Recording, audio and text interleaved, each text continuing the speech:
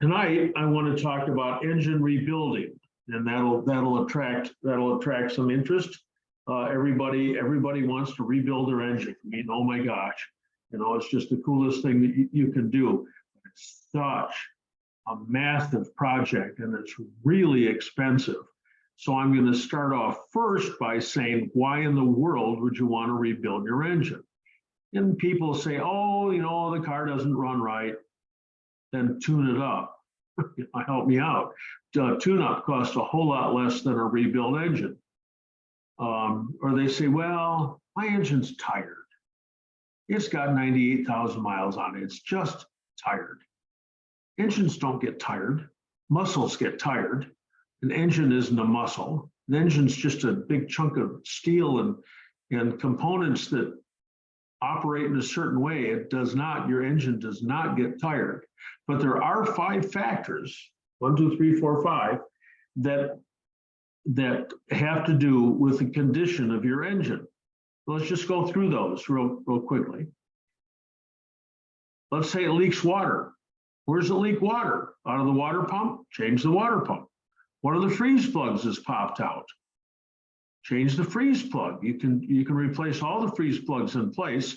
The rear one on the MGA is a harder one. The T-type and an A are kind of tough to do. A B, straightforward enough to do. In place. You don't have to take the engine out of the car. There's a leak, I don't know, in the thermostat housing and the heater control valve. I mean, you replace them. You don't rebuild the whole engine. Well, what about the engines leaking oil? Well, of course, the joke is that no matter what you do, they always leak oil. Some leak too much, that you get banned from your sister-in-law's driveway because they just had a new concrete driveway installed and great big drip spots where your MG or your Healy or something was parked.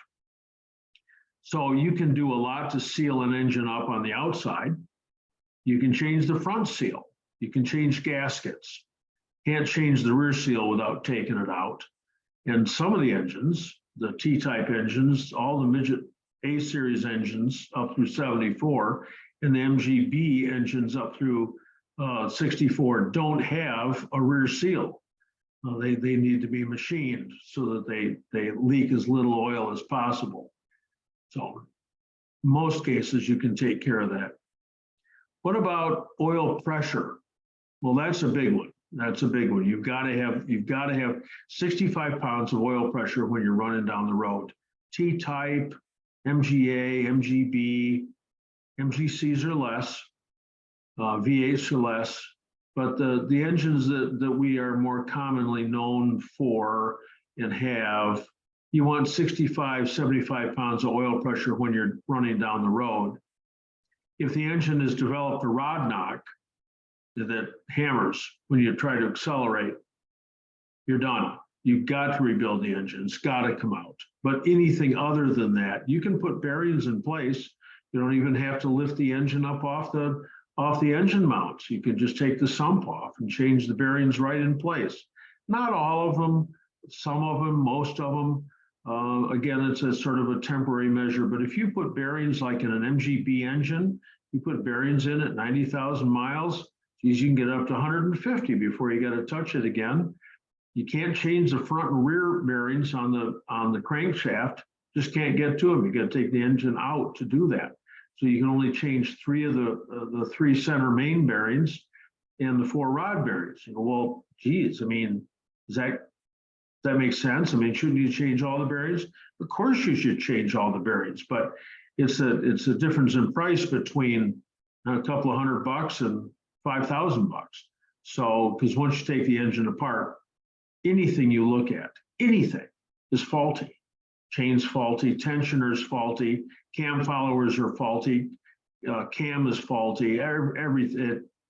If you open it up, that's what my late wife said, if you open up the engine, it develops an appetite and it eats money. So if you don't open it up, it's cheaper. It's cheaper in the long run. What about the compression? You got bad compression.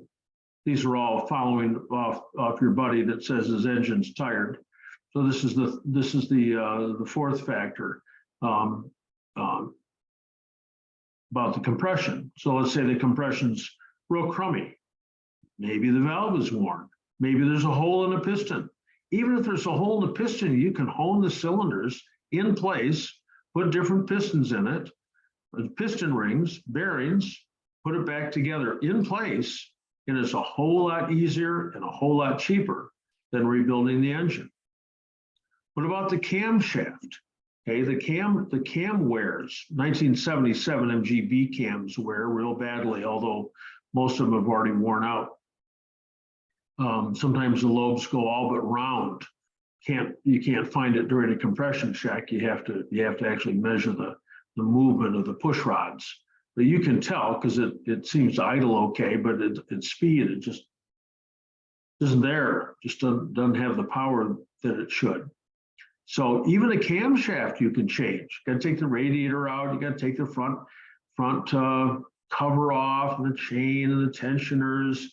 You got to take the distributor drive gear out. You don't have to take the oil pump out, but instead you got to take the whole left-hand side of the engine apart. You can do it in place. You can do 2 or 3 of those things in place. But if the engine is faulty, if you picked up a rod knock, or you've dropped the crankshaft, the connecting rod away from the crankshaft, and you feel the crankshaft and it's all ridged, and that's not good. You can't do anything with the crankshaft in place, and the crank has to come out. Well, then the engine has to come out of the car.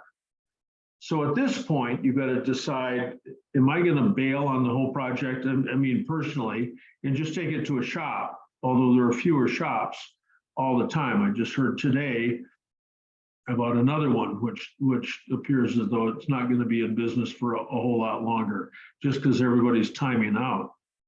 So do you take it to a shop and have them do it?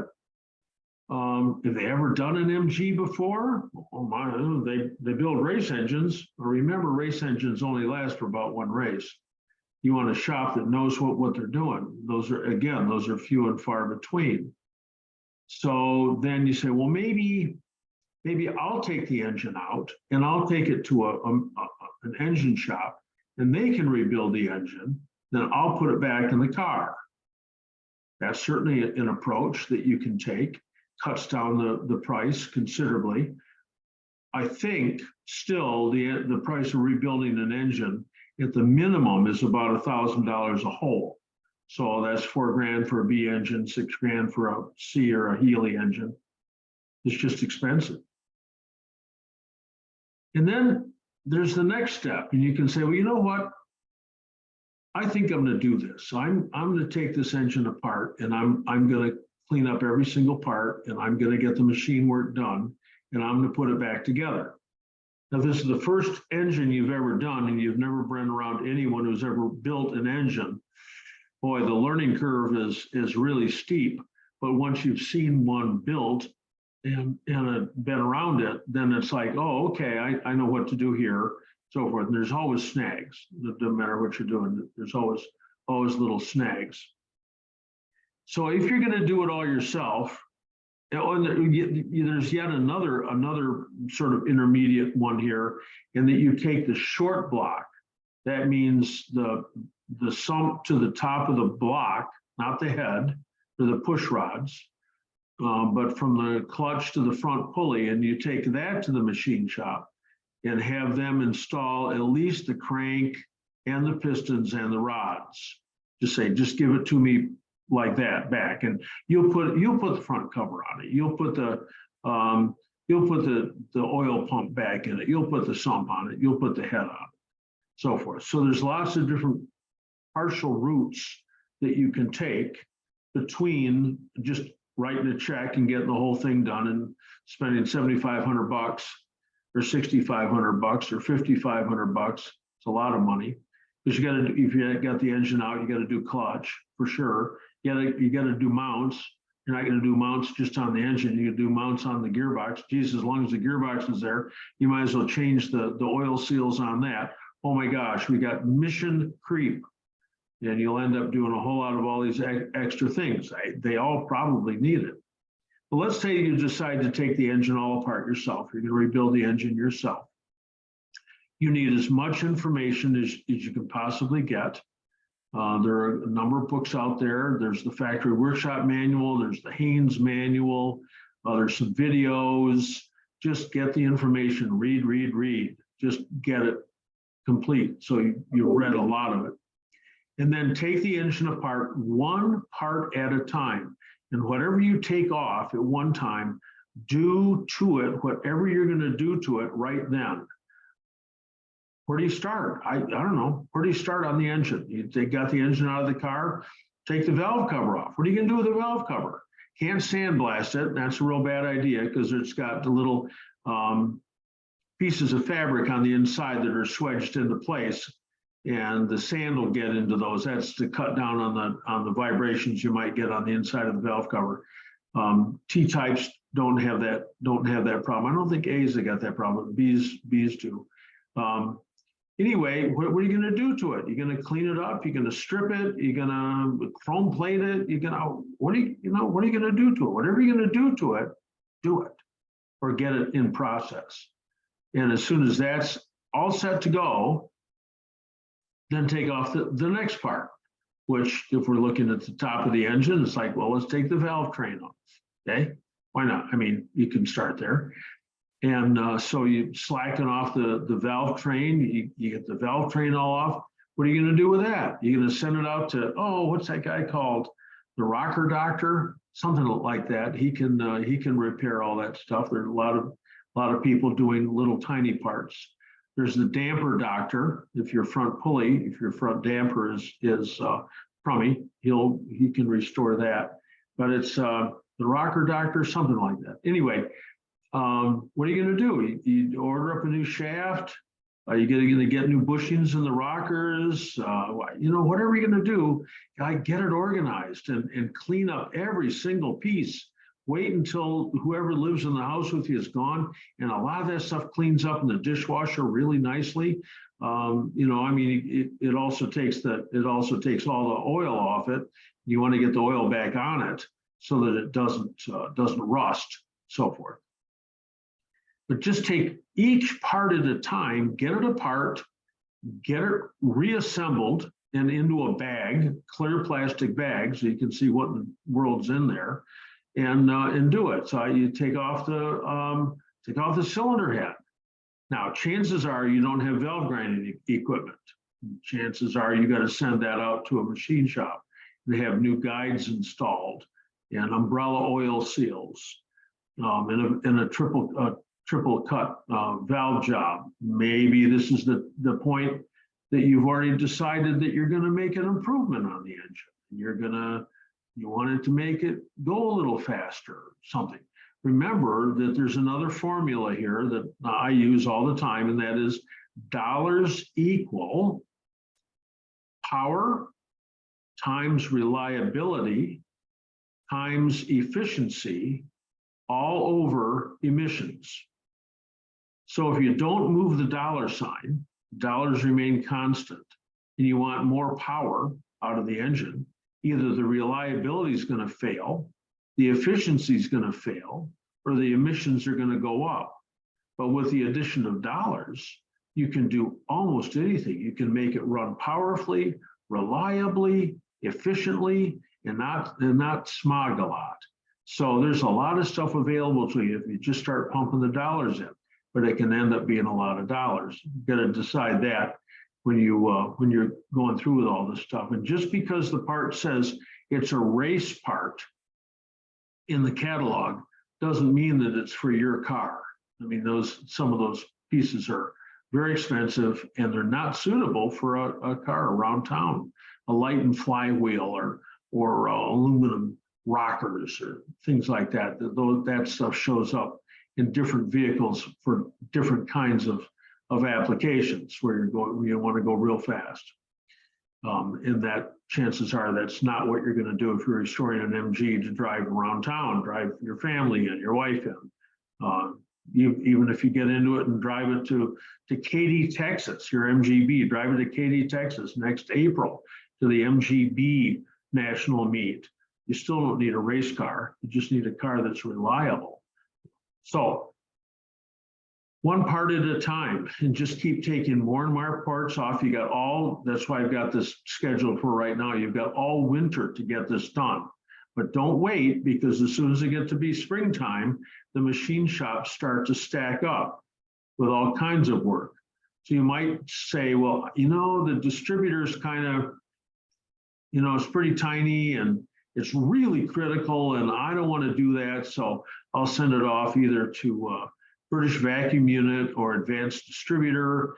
You might say the carburetors, well, you know, maybe I don't want to do those. So maybe you find somebody who will do the carburetors, send those off. Joe Curto is the SU carburetor king, and he knows all the people who are involved in the trade. So you can send little things out like that. So you're just going through this engine piece by piece by piece, and wire wheeling it, washing it. Careful about sandblasting. I mean, there's some pieces you can sandblast, but man, sand is just the worst thing you want to get around that engine. And if there's any sand that gets trapped and falls into the sump and goes to the oil pump, yuck. I mean, you got a filter to filter it out, but it does a lot of damage just right away, right in the oil pump itself.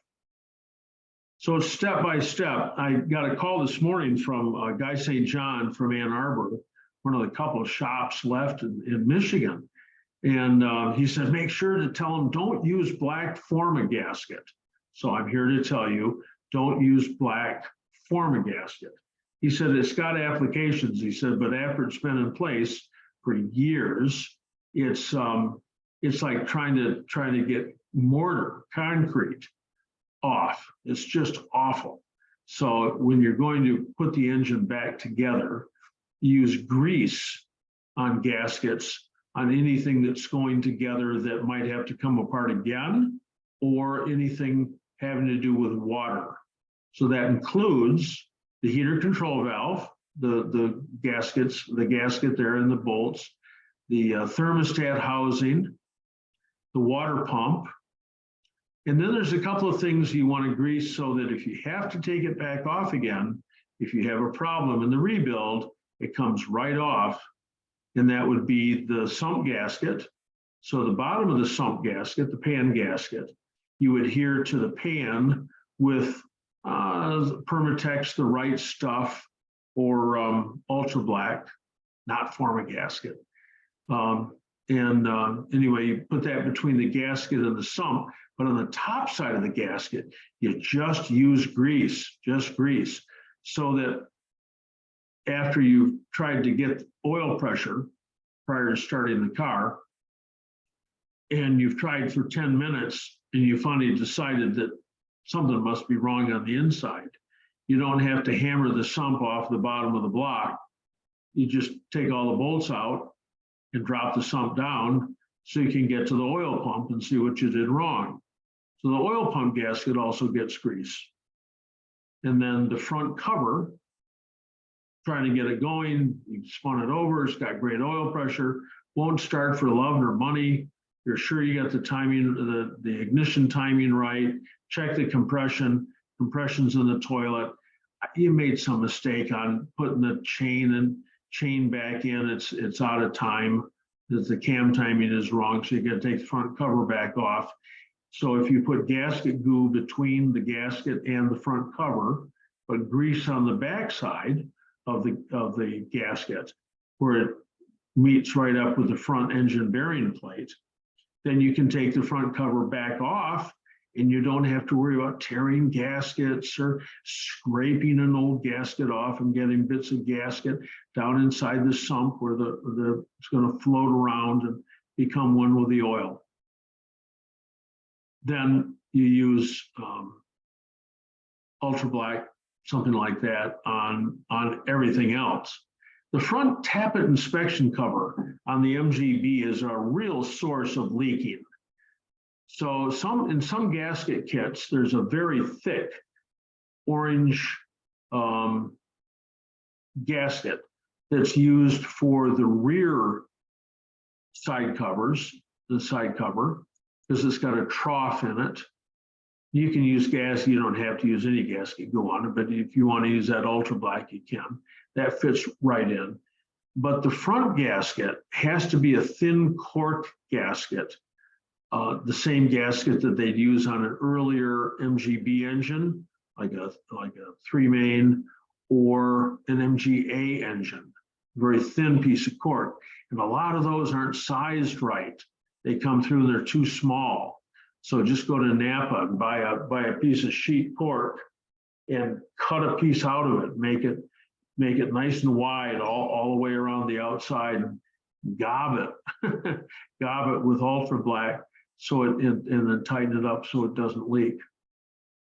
Some people want to make their engines look pretty when they're all done. I mean, my God, you've got all winter in it, you know, you want to make it look real nice. So the question comes up, do you paint all the pieces individually? Well, that takes an extra gasket set because you got to lay the gasket down, and that's a sacrificial gasket. And so when you paint it, you get paint on the gasket, you got to throw that gasket away. And then use another gasket when you're assembling it. And no matter what you do, you get paint where there isn't supposed to be paint, and you fail to get paint where there is supposed to be paint. What we always did at the shop was get the car all assembled. Use a lot of grease. There's a lot of grease used in an assembly. I went through almost a whole tube of grease when I built an engine a couple of years ago for Craig West. He was absolutely stunned at the amount of grease that I used, but it's compatible with oil and it makes everything go together well, and it's like mechanics glue. It's good stuff. And anyway, we take the engine and wash the engine, lift it up on an engine hoist and let it dangle, and wash that thing down with a couple of cans of carburetor cleaner and compressed air. And when it was all done, all absolutely clean, then go ahead and just paint it all in place. Whether you brush paint it, or whether you paint it with a spray gun or out of a spray can. The only thing you have to be careful of is the valve cover. That's the only thing you see. All the rest of it, you could use a chip brush, some little cheapy brush. Doesn't matter what you use, and just paint the whole engine. Get it, paint it red if you want it. If it's a prior to 72, it's a red engine. After 72, 72 and onwards, the 18V engines on the MGB are all black. So you just do that. The T-type engines, of course, are that same engine red, and the valve covers are silver. Spend some time with a valve cover. I remember stripping down some in the past. You'd find a little piece of Bondo where there had been a dent. Somebody wanted it to look really nice and smooth. That you want to spray, spend some time with. Other things to consider are getting the engine balanced, because we've got that. Go back to that first calculation of $ equals power times reliability times efficiency all over emissions. And if you want reliability, if you get the engine balanced, people say, oh, I had my engine balanced, my engine's so smooth. No, I mean, your engine's smooth, okay, but that's because it's running so nicely. You can't feel an engine that's out of balance. Well, you can feel one that's way out of balance, but they self-destruct so quickly. So getting the engine balanced keeps the crankshaft good, keeps the bearings good, keeps the flex down and some of the internal vibrations down, and makes the longevity of the engine better. What else can I mention? Piston rings. Whether you're buying new pistons or you're getting piston rings for old pistons, you want cast iron rings.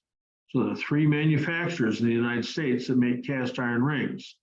There's Grant, Deves, D-E-V-E-S, and Hastings. Those are the three people, and according to Glenn at Glenn's MG Service in St. Petersburg, they all share or trade or buy and sell from each other or something or other. So they're cast iron rings. That's what you want. The piston is like a soup bowl, right? I mean, you don't really care what the piston is. You care what's in the piston. In this case, you care what's on the piston. You care about the rings. It's the rings that are more important than the piston itself. There's all kinds of stuff you can do. You can do deburring, you can do polishing. You say, well, okay, I want an engine that's reliable. So you spend an extra $150 to have it balanced. And there's no such thing as blueprinting an MGB engine, really, because everything's already in line.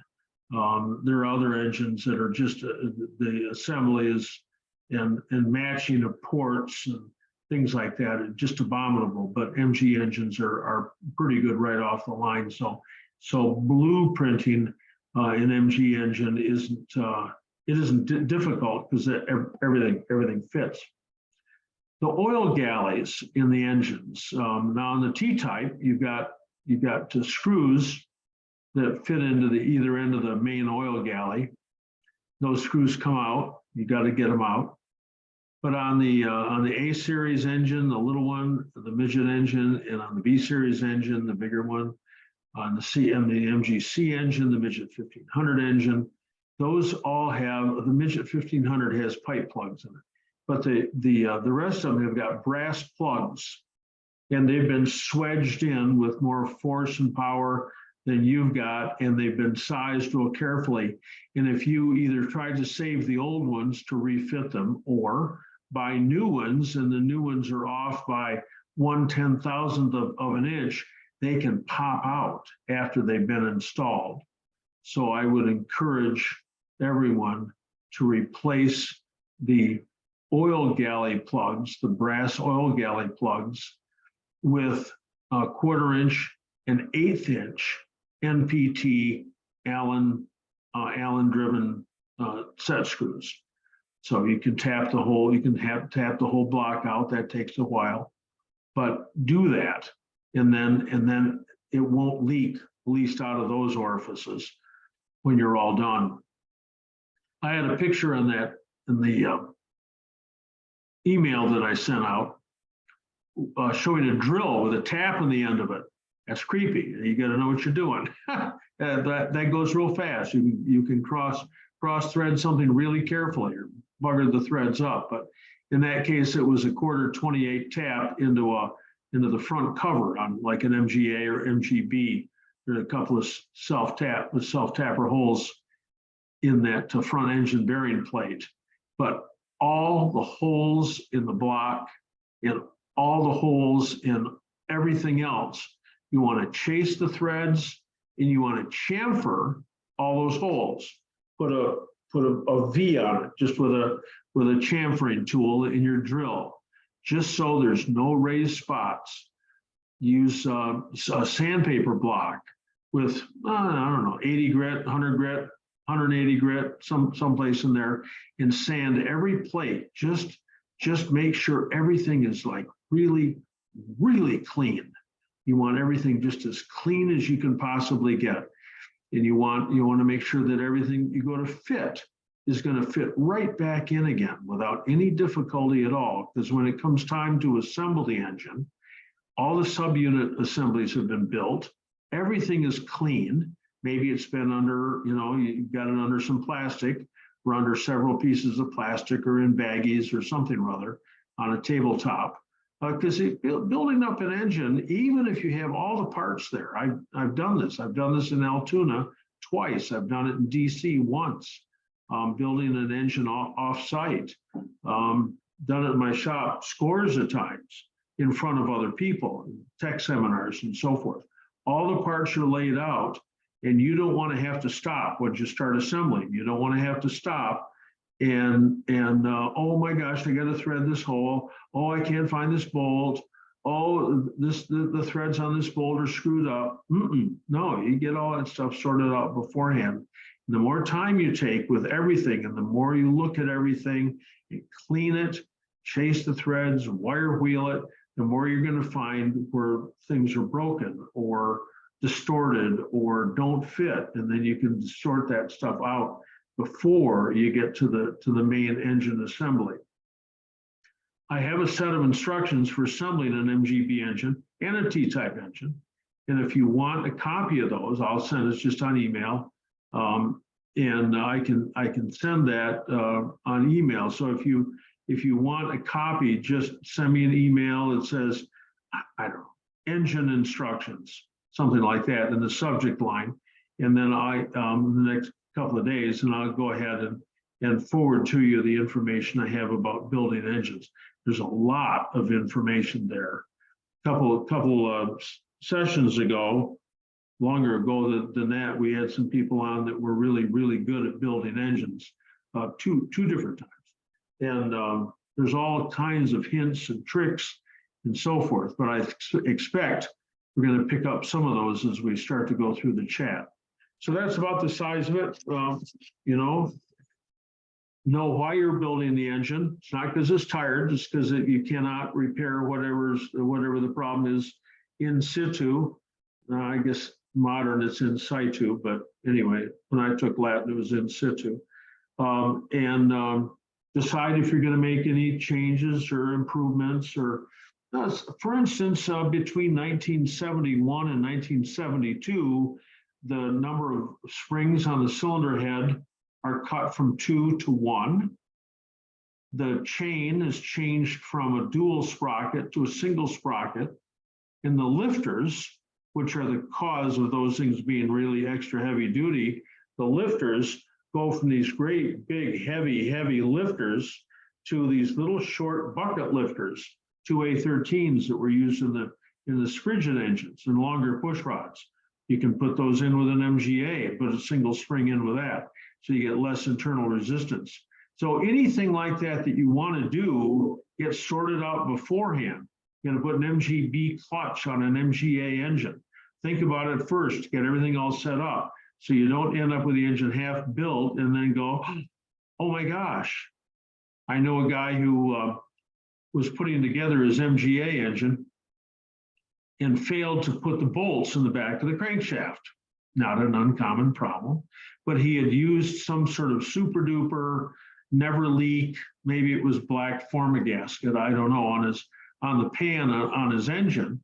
And when he realized that he had to lift the crank back out, building an engine sometimes is two steps ahead and 1 step back.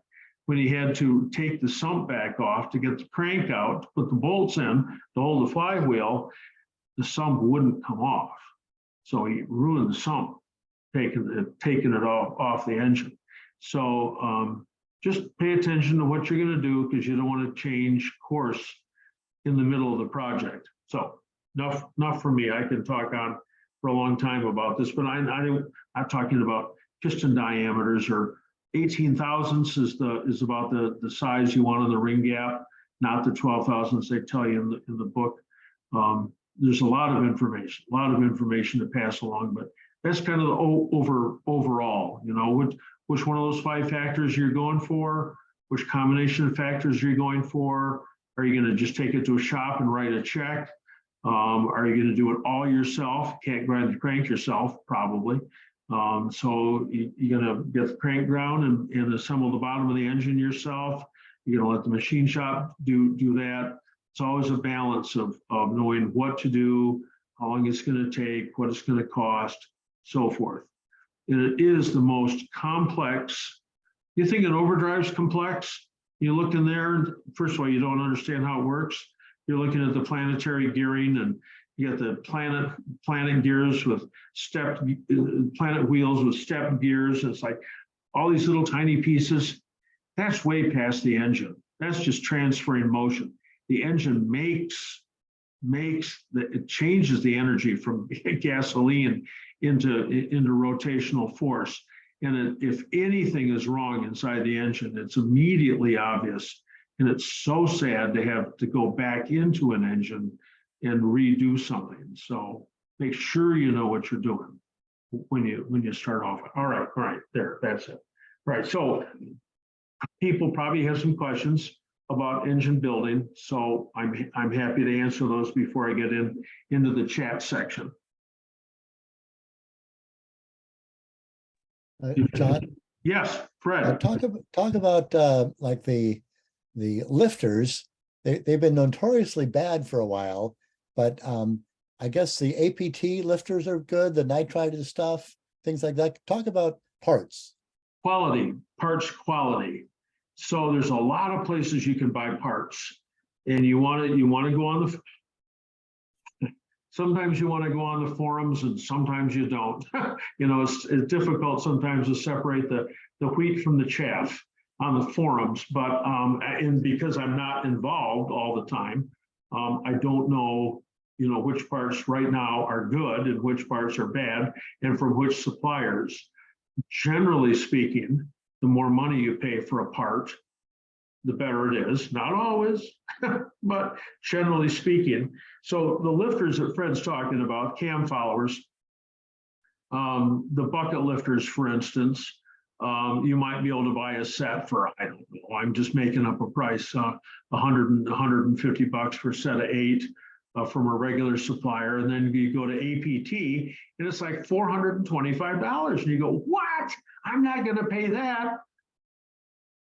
Later on, you may have wished that you did. Those you can change without taking the engine back out.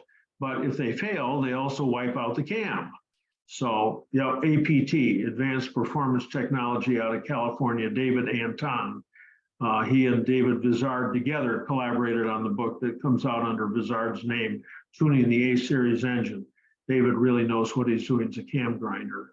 He and his wife Lori. So it's a nice operation. I did talk about the Grant and Davis rings, bearings. We used to get bearings. They'd say made in Israel, made in Yugoslavia, made in South Africa. Do you want to hold out and talk to? I'll come up with his name in a minute. Hold out for triple plate Vandervelde bearings still in the original box, left over from 1965. You can find that stuff. You can get really good quality stuff. Gaskets are off, sit around in a gasket package for too long and shrink. They just shrink. So before you use a gasket, you throw them all, not the head gasket, help me out, not the manifold gasket or the exhaust gasket. All the paper gaskets, you throw them in a pan of water. Then they all expand and get nice and limp, and you blot them off, and then you can put the gasket compound on them and put them in place. What comments do you have about parts quality, Fred? Just nothing in particular, but I remember there was a spate of bad cam followers where they just get pitted really fast. They didn't have the hardness that was required. So that's why I guess the nitrided ones were supposed to be better, but I don't know if there's good quality, just plain, lifters these days or not. I don't know. Yeah. John, I have a question. Yes. And Moss used to sell Hastings. Now they sell Federal Mogul, and I don't know if they're cast iron rings. I don't know anything about them. Neither do I. So I better go somewhere and get Hastings. So, well, either that or Glenn's pretty opinionated. You can call Glenn in St. Petersburg at Glenn's MG service. Don't tell him I told you to call because he's got a shop to run. But he'll know. He knows. You can check in with Ian or Paul at Sports Car Craftsman in Arvada. Both those guys run big shops. Do a lot. Dealt with them. Do a lot of work. Yeah, they're the ones that I got my axle and bearing hub and wheel hub from. And what an interesting thing. They send you all the parts and then you send them a check. Yes. Talk about trusting. And they're really, boy, I hadn't thought about it. I'll call and ask them. That'd be good. Sure. You got to talk to somebody who's building engines right now, because I don't even know. Maybe Federal Mogul bought Hastings and retired the name. I haven't heard that, but I'm just saying I don't know. Okay. Hey, John. I know that's a good, in the past, that's been a good name, but the way people buy people out, you never know anymore. Hey, John. Yes. Yeah, can you talk about ring gap? If it's too large of a gap or if it's too small of a gap, what happens? Okay, if it's too big of a gap, not much happens. If it's 1/4 of an inch, I mean, yeah, you got a problem. You got all the gases from compression rushing down the side of the piston. And a late model MGB is a 3-ring piston. There's 2 compression rings and an oil scraper ring. I mean, they're set up to go. But if you've got 18 thousandths, 20 thousandths, that's okay. That's fine. If you've got too little, then the ring binds up. The heat of combustion, according to the engine builders I've talked to recently, the heat of combustion is changed a lot because of the reformulation of the gasoline. Therefore, the top of the piston gets a little hotter than it used to. We're dealing with a coefficient of expansion. And if the ends of those rings come around and touch each other, then they're trapped and they're expanding against the cylinder wall. And you get a whole lot of drag, you get a whole lot of internal friction. The friction in the car goes up, the heat goes up, the wear increases. So it's better to have too large of a gap than too small of a gap. Especially with the later model engines, right? Well, any of the engines, because they're all using the later model gasoline. But yeah, it's 8. We have 3-inch pistons, and I think the guy told me it's like 6 thousandths an inch in diameter. So I don't know, something. But anyway, it's around 18. But the workshop manual calls for around 12. That's too small. Okay, thank you. Yep. Another thing is when you buy a set of pistons, they usually come with rings. I just bought a set of pistons out of Rimmer Brothers, and they're county pistons. So I don't know what rings they come with. I'm assuming they're going to be okay. By the Hastings rings. The county pistons, all they do is, that's just I compare it to a bowl of soup. You don't care what the bowl looks like. That's not what you're going after. You're going after the soup. In this case, you're going after the rings. All the pistons do is hold the rings. So I know in the past, Moss was selling county pistons with Hastings rings, but I don't know. Everyone's in the price game, and if somebody can sell a set of piston rings for half as much as somebody else, they're going to sell twice as many of them, right? I mean, but you got to be other stuff, rear view mirrors, seats, carpet sets. Hey, you can change those, but down inside the engine, man, that stuff's really, really critical. And there's a design flaw. There's a design flaw in some new T-type pistons, newer T-type pistons. And it doesn't matter what kind of rings you put on there, they can't get rid of the oil. Glenn's got a trick for doing that on T-type pistons. There was a change in the earlier 50s, but they made the pistons a certain way, and then they improved them. And I think it's the county pistons, in fact, I think. And they're still using it's one of those. They're still using the earlier design. So you put rings on it, and it doesn't work. It still doesn't work because it's not the rings, it's the design of the piston. So there's all kinds of stuff. You want to do a lot of work. If you hire it done, you take it someplace and you write the check for $7,500. I mean, help me out. I mean, incumbent in that check is a guarantee. My guarantee to my customers was, if something happens in the first year that you've got the car, I'll be hard pressed to convince you it's all your own fault. So that was the extent of my guarantee. But I always covered stuff like that. I had a guy bring me back an engine 3 times. I kept building the engine and he kept putting it in his car. And of course, it turned out it wasn't what I was doing at all. It was what he was doing and how he hooked it up. But he kept bringing it back saying, I just smoked so horribly. And anyway, that was embarrassing.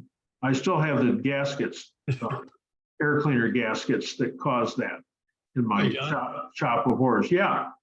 Hey, John, this is Judd. Yeah. I don't know how you feel about it. We've got a very good, active MG car club, or it's actually any car, but it's British cars. We even have a garage with lift and tools. But my point is, I think that the community, there's a huge amount of knowledge. And as you say with the forums, you kind of got to go through the wheat and the chaff bit, but still, within our club, we've got 3 or 4 people, retired MG mechanics, people that used to be with races and understand that we're not building race cars. So I encourage everybody to join a car club for lots of reasons, but if nothing else, to get to tap into that knowledge when you go to start doing a major project like rebuilding an engine. That's a very good idea. And although people do work just for the goodness of their own heart, boxes of donuts or 6 packs of beer are very, very kind. John, Summit Racing has Hastings rings for MGs at a Okay, really reasonable price, okay, in case anybody's looking for.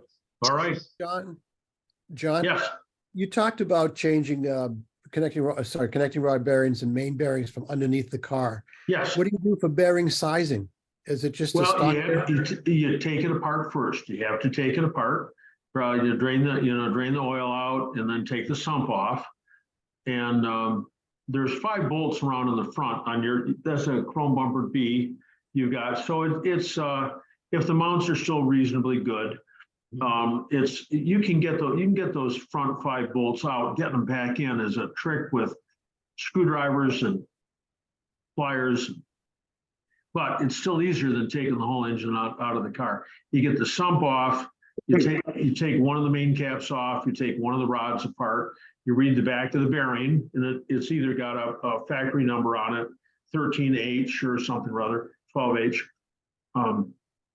Or it might be stamped 010 or 020 or 030 or 040, probably not any smaller than that. And then you order up the bearings that go in there. Thank you. You're welcome. John, Hey, I have a John? question. Yes, I got MK on the line here. Yeah. Yeah. Okay, can you switch the old style cam powers and push rods to the new style? Absolutely. Absolutely. You got to get the longer push rods, Mm-hmm. but you can For the shorter ones. Yeah. you can do that. Yeah, because the bucket lifters take the longer ones. And then the question, what do you do on the head? Because the whole function of the springs on the head is to keep the cam followers on the cam. You only need a tiny little spring to keep the valves closed, but it's to keep the valves from floating. So to use this reduction in rotating mass, you want to go down to a single spring on the head. So you can do that too. Is that necessary? No, it's not necessary.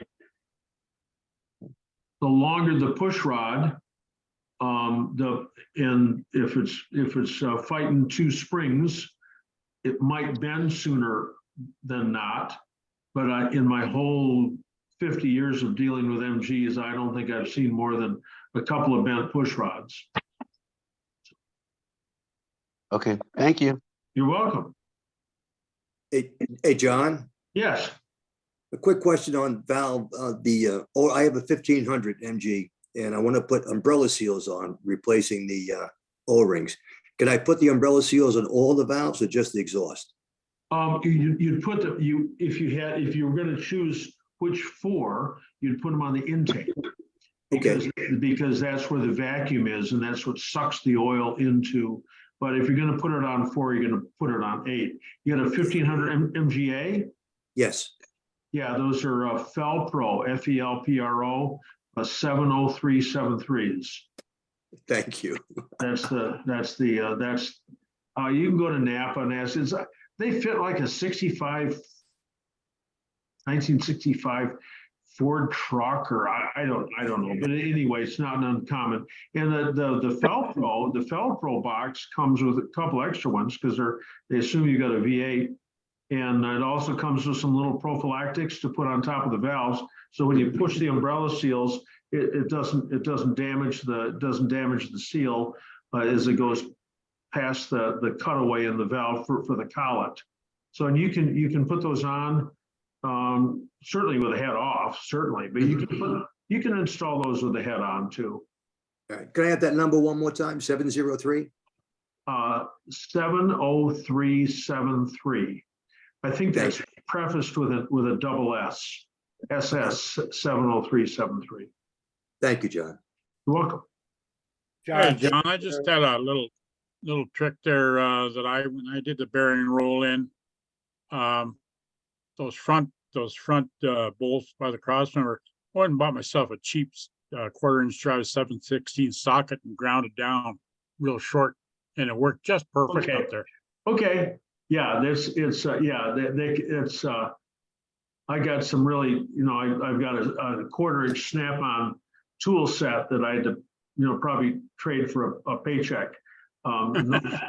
Those are real thin wall and everything, but yeah, 1/4-inch drive stuff up there. Yeah, it can be, getting them out, that's easy. It's getting them back in. And, Well, yeah, but I mean, just get the best thing I found was just a cheap socket, grind it down as much as you can, and it'll fit right in there. So thanks. cool. Thank you. Thanks. We got more comments about engines. Hello, John. Dave here. I got Tony on my screen right now. Yeah, John, I did the lower end bearings this past winter. Yes. It was a fairly easy MG 1500 Midget. It's a fairly easy job. It went pretty quickly as long as you took your time. So I replaced all the bottom end bearings and also the thrust washers. Yes. Because my end play was too excessive. But if you take your time, it's really an easy job. Well, on your car, it's especially easy because nothing's in the way and you can get the front and rear caps off. I mean, you can get access to the whole works there, so yep, that's nice. On the MG designed engines, you can't get the front and rear bearings done, but you can on yours. But anyway, thanks for that. Oh, and if you're doing that is a half measure rather than rebuilding the whole engine, not only do you change the rod bearings and main bearings, you also change the oil pump. Just put a new one in. I did. I put a new oil pump in with it, and it was amazing. My oil pressure before was sitting somewhere around 25, and now it's up to 70. Excellent. Very nice. Do we have any other more comments? I've got one if you've got time. Sure. You get, we're talking about, this is George. Yes, sir. Down in Texas, we're talking about piston rings. Go to Napa. They can bring up Hastings. They can bring up wherever you want. Okay. They can't order them for the B. Thank you. From standard all the way to 40 over. Okay. Thank you very much. Another trick on the front cross member that if you have it out, if you're restoring the car, you've got all that taken apart, you can cut a notch in the front cross member so you don't have to use a 1/4-inch socket. You go straight up to it. And you weld back a plate inside. That works real well. But we did that on race cars. I haven't done that on the street car yet. But I can change bearings at the track if I had to.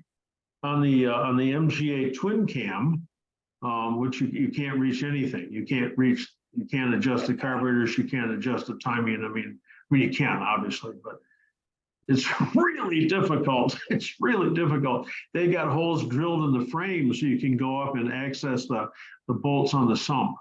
Yeah. Well, if you took pride in palming a basketball, you don't need to be working on a twin cam.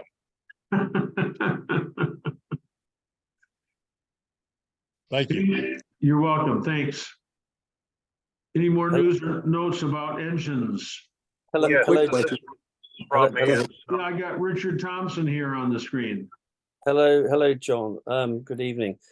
Just a quick question on the MGB engine 18V. How easy is it to change the thrust bearings with the engine in the car? Oh, straightforward, but why that's something very unusual. What's going on? Well, I live in London and you drive very slowly, so there's lots of clutch action. Oh, all right. So I've got end float in my crank. Oh, yeah, So- yeah, you should have like 2 or 3 thousandths end float in the crank. You should never, ever know that there's any end float. So, yeah, so it goes back to just getting those front 5 bolts off the front of the sump. That's the hard part. Okay. And then the whole sump comes down, and it's that center bearing, and you can drop that out really easily, and you can get oversized thrust washers too. So you want to get the biggest ones you can that'll fit in there. And Moss Europe has got all that stuff right in stock. So Okay. Thank you, John. you're welcome. John, on the Yeah, Peter. on the subject of oil pumps, what's the advantage of a heavy duty spring for the bypass? The oil pressure relief valve, which is That's the one, yes. located at the back left of the block, controls the blow off point of the oil pressure. And you want it up around, just when you're running down the road, you want it around 75 pounds. 65 is like the least that you can accept. And we used to see a lot of late model Bs, they'd be up to 90. But if it gets too high, then you're going to spring leaks. Oil filter is going to leak. It also takes more energy to push that oil into that.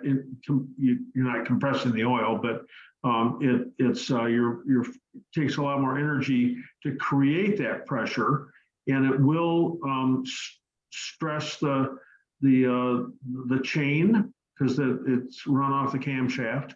So it'll stress the chain, and it'll sharpen the teeth of the cam and the distributor drive gear. These are off of the edge. But what we used to do was take the normal spring that was in there. That requires a shim inside the oil pressure relief valve. So we just take a 1/4-inch lock washer and twist it straight. A lot easier to get that out of the bin than order one. And then take a second one and put that inside the cap. And then that, you got just a little extra thickness, and you put it in there, and that would always pop the oil pressure up. So. Great, thank you.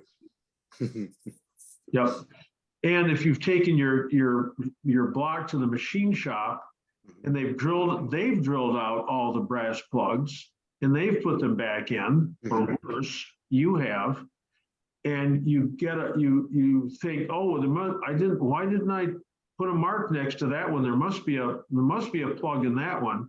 And if you plug up the dump hole from the oil pressure relief valve, and you spin the engine up, pretty soon you got like 400 pounds of oil pressure.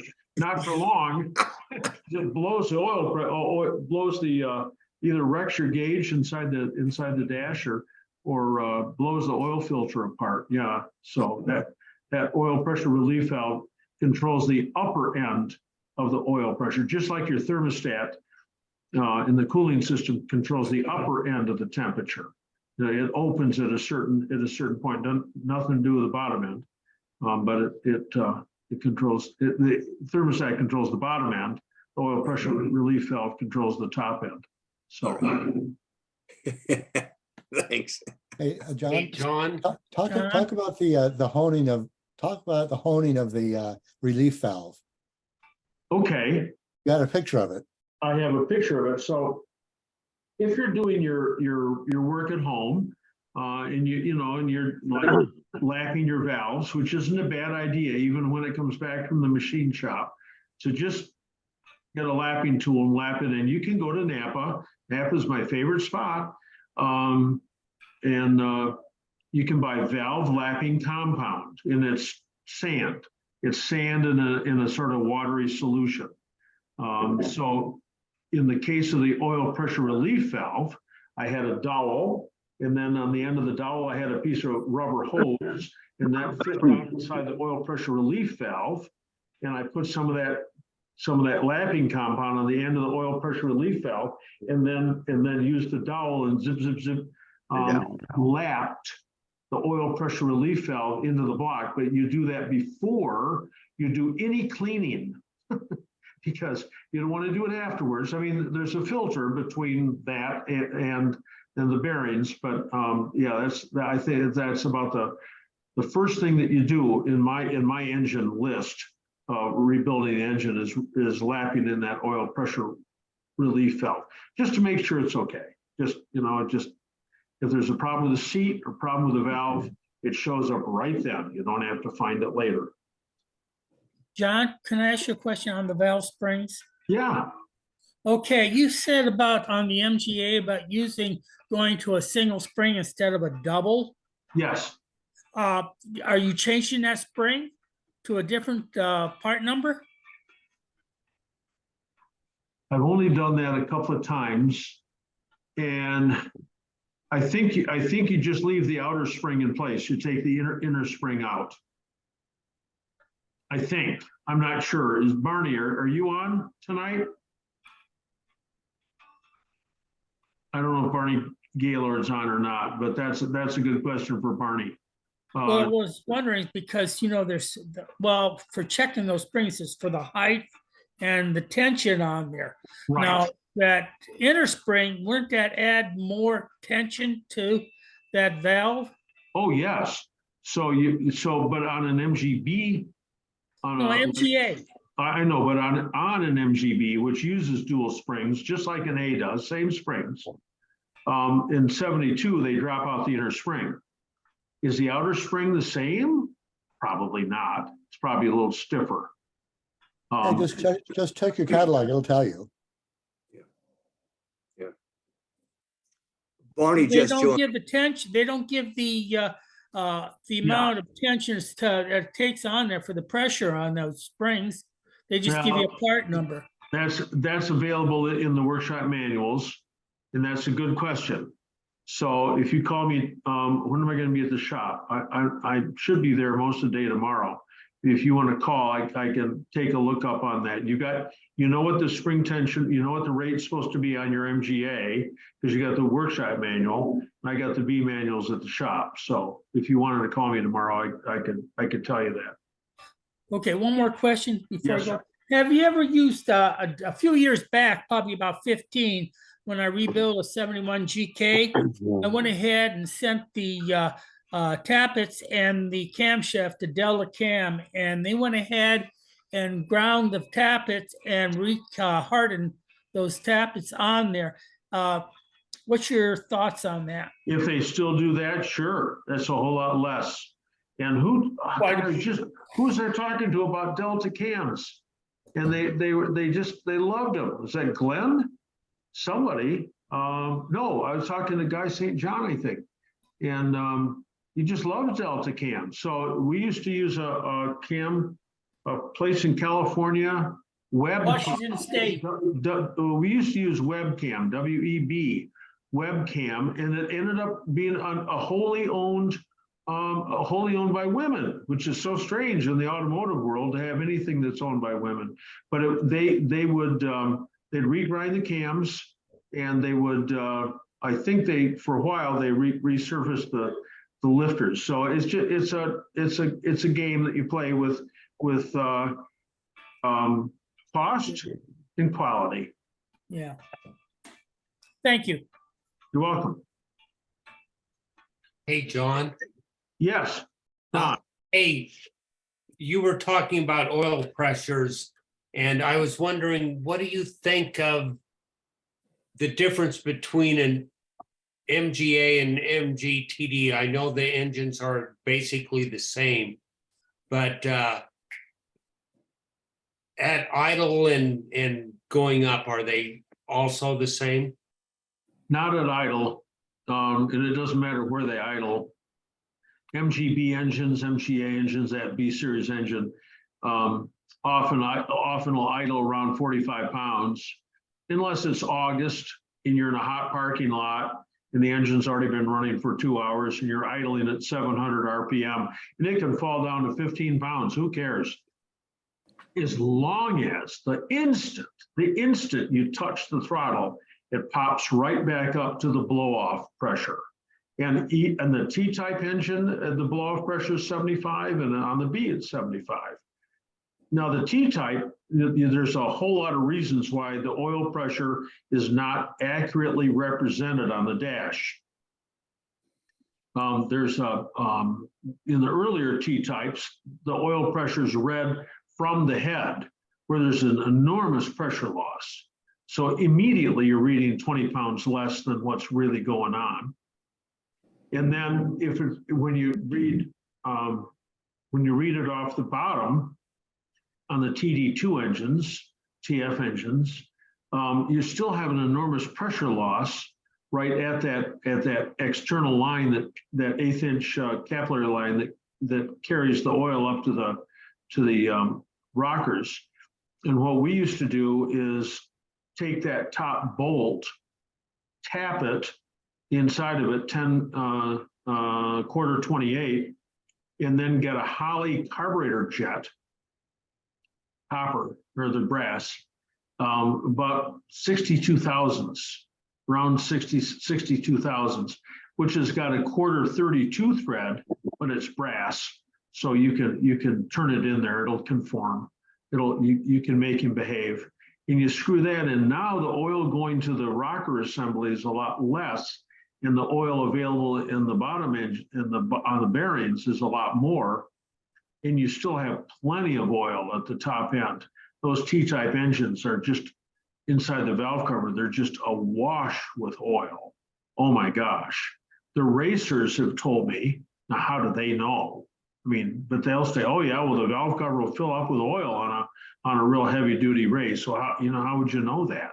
Because by the time you stop the car, get out, take the valve cover off, it's all run back down inside the engine. But anyway, I've heard that.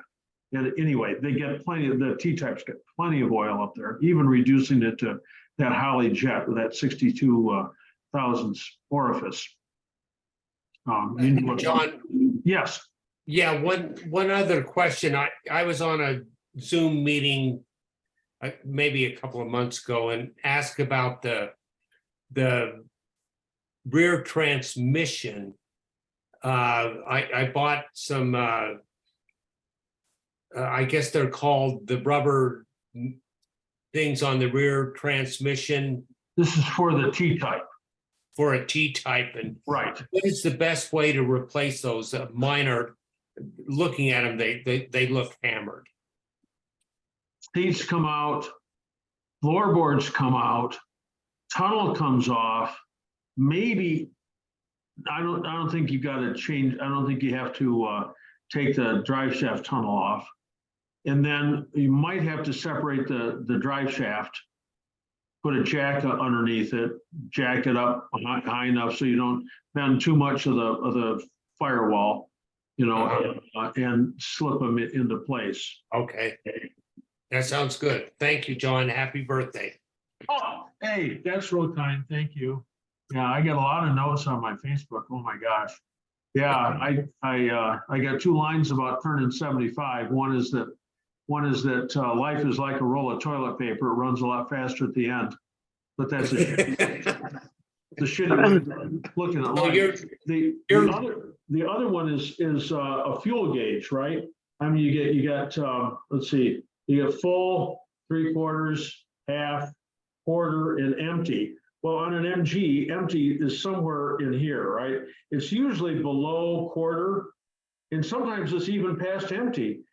But in an MG, you can run it out of gas, and you've learned where empty is. But with us, you run out of gas. There's no filling it back. So I don't know where my tank's going to go empty. I don't know.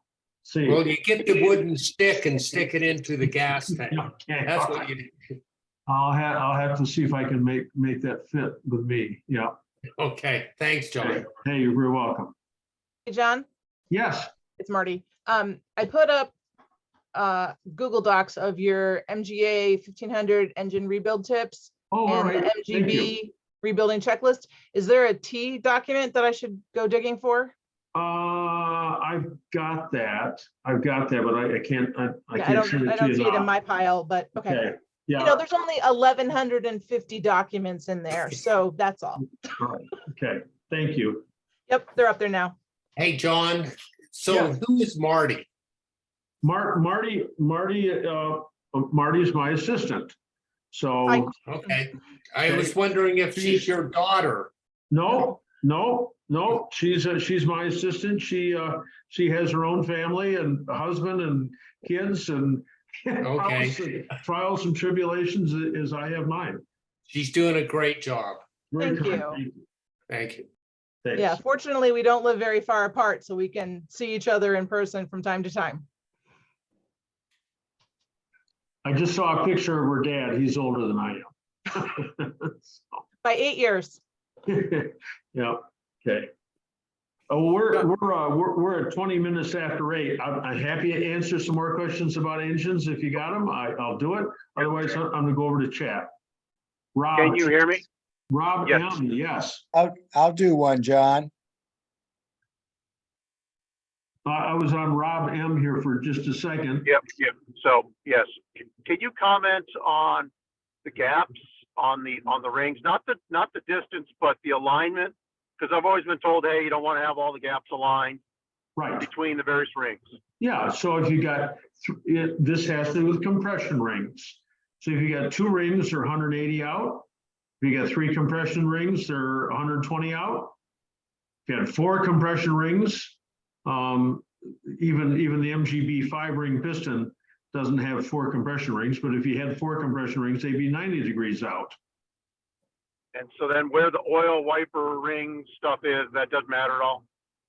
No, I put those 180 from each other, you know, the 2 wiper rings. Okay, fantastic, thank you. Make sure when you're assembling that you push the rings down the bore. Now you got, you know, at some point, you know, it's the first time you've ever used a machine shop. It's the first time you've ever done this. Maybe you should check every single ring and keep them in each cylinder, because although each cylinder is supposed to be the same diameter, it isn't, you know, by a factor of what, 100,000th, a 10,000th, a 1,000th. They're, you know, they can move around some, and that affects the ring gap. So you take the piston and you push the ring down the piston bore by 1 inch or so you're sure that it's horizontal and not tipped up on an angle. And then you can take your feeler gauge. If you have a light underneath, you can see it and feel it. And there are ring grinders. I've used a ring grinder before to open up the gap. I was doing an assembly for an engine in Altoona, Pennsylvania, at Jim Pastore's house. I think this happened twice. And, you know, all the machine work was done. Everything was all set. You know, we get it all set to go. We're checking everything. We're building all the sub-assemblies. Go to check the rings and they are abutting. There's no gap. It's like, you know, I don't know. Is the board too small? I don't know. I don't know what's going on. The ring's too big. I don't know. But we got to make the rings bigger. So we had to grind 18. Well, I don't know what it was. Probably 10 thousandths off the end of each ring with a little ring grinder. So that was fun. Sorry, I got off on a rabbit hole there. So Terry Luft was on a little bit before, or was that just the roar of your engine coming through, Terry? Do we have any more questions about engines? John. Am I unmuted or not? Let's see. I think I am unmuted. No, you are unmuted, Terry. You are there. Yeah. Oh, okay, John. Hey, how you doing? Pretty good. Hey, I'm doing the engine right now on my 1969 MGB automatic. Okay. I'm shopping for camshafts. What kind of grind should I be looking for? Stock, fast street, mild? What's the terminology today for what I should be looking for? There's nothing wrong with a stock cam. The stock cam is great. Okay, that's got a 252 degree duration, and you can get up to 270, and it's still going to run okay at idle. You start pushing above 270 duration, and you start to get a lumpy idle. I've got a David Anton's VP12 cam.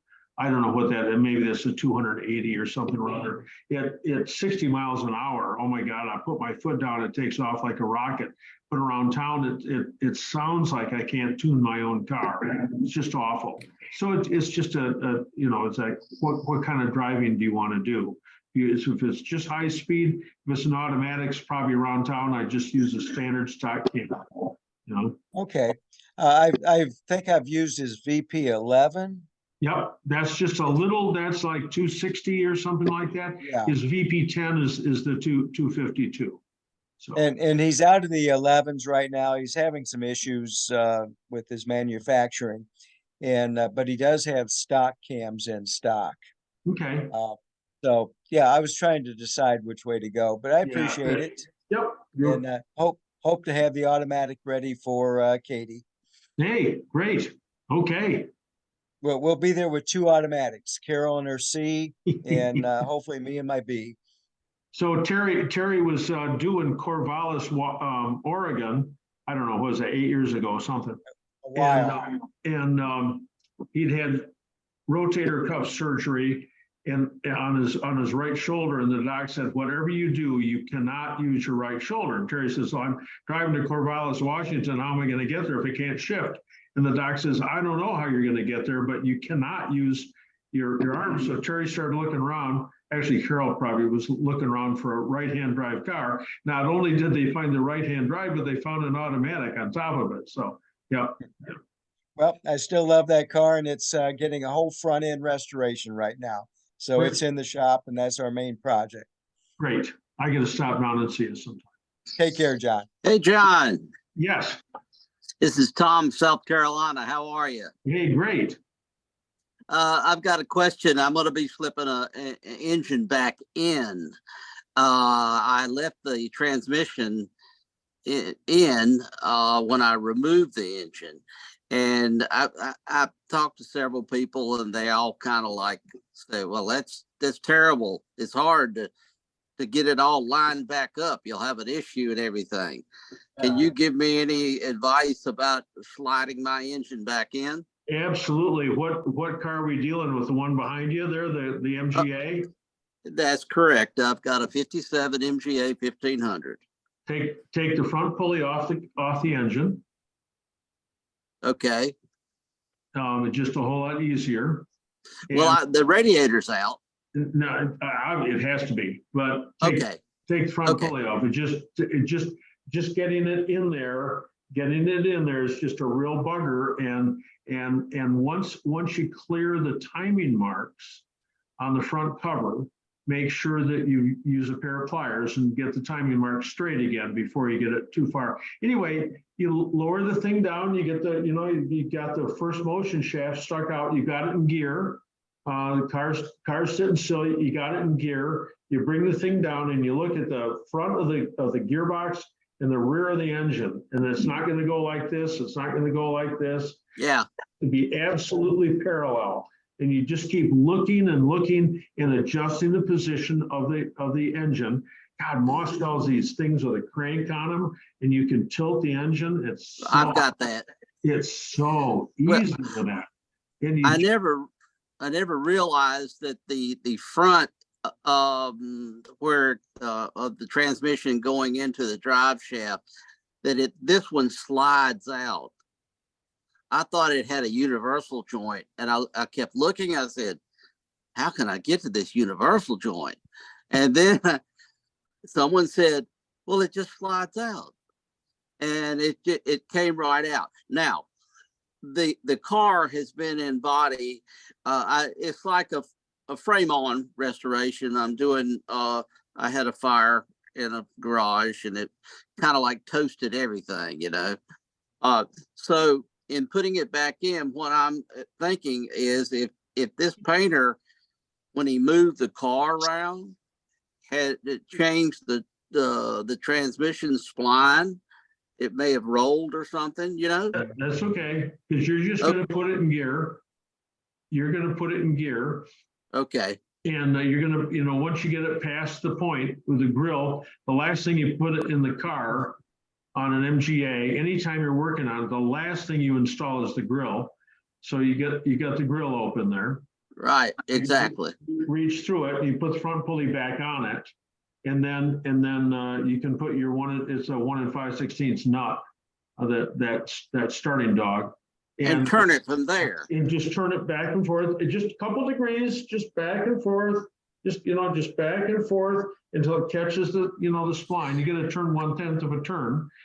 It'll catch and it'll slip right into place. I thought that I was going to raise the rear end of the car up where the tires were just barely off the ground and then be able to turn the tire, and that would turn the transmission. It would. You could do it like that, but then you're not at the engine when you're doing it. You can't see what's going on. So it's easier to leave the engine on the ground. Okay. In gear. So when you turn the engine, the first motion shaft can't turn. Oh, and then nothing moves. And then it'll slip in. There you go. Excellent. Gentle. After you've abutted it 10 times and it doesn't go, pull it back out again. Pull it back out again. Use your alignment tool. Make sure that the clutch is centered, and then just go at it again. All right, sir. Thank you very much. Okay. Judd's just up the street from me. Maybe he can help you. So. Hey, John. Yes. Hey, Gerald Dalton. Yes, sir. Kentucky. How you doing? Pretty good. 75 MGB. 50-some thousand miles ago, I rebuilt the motor in the B, mainly because it was running a little rough. I checked. I had lost 35 thousandths lift on my cam. And when I decided to go ahead and build it, it was at 138,000 miles. I ended up, I had to bore it 40 over just to clean up the taper in the cylinders. And did all that. I put a crank cam in it. I put a Weber carb, all that kind of stuff. But I ended up with a different cam. When I degreed that in, I worked for Ford, and I had a tool maker, had to make me a 7-degree offset keyway so that I could get the cam degreed. And sometimes when these guys start changing cams, that might be something that they need to look at. You should always, yes. Degreeing the cam is important. The cam is fully open at 110 degrees after top dead center. Doesn't matter if it's a T-type or a 79 Midget 1500. It's all 110 degrees after, but different cam manufacturers call for fully open at different places. Like the cam that I've got is probably fully open at 102 degrees.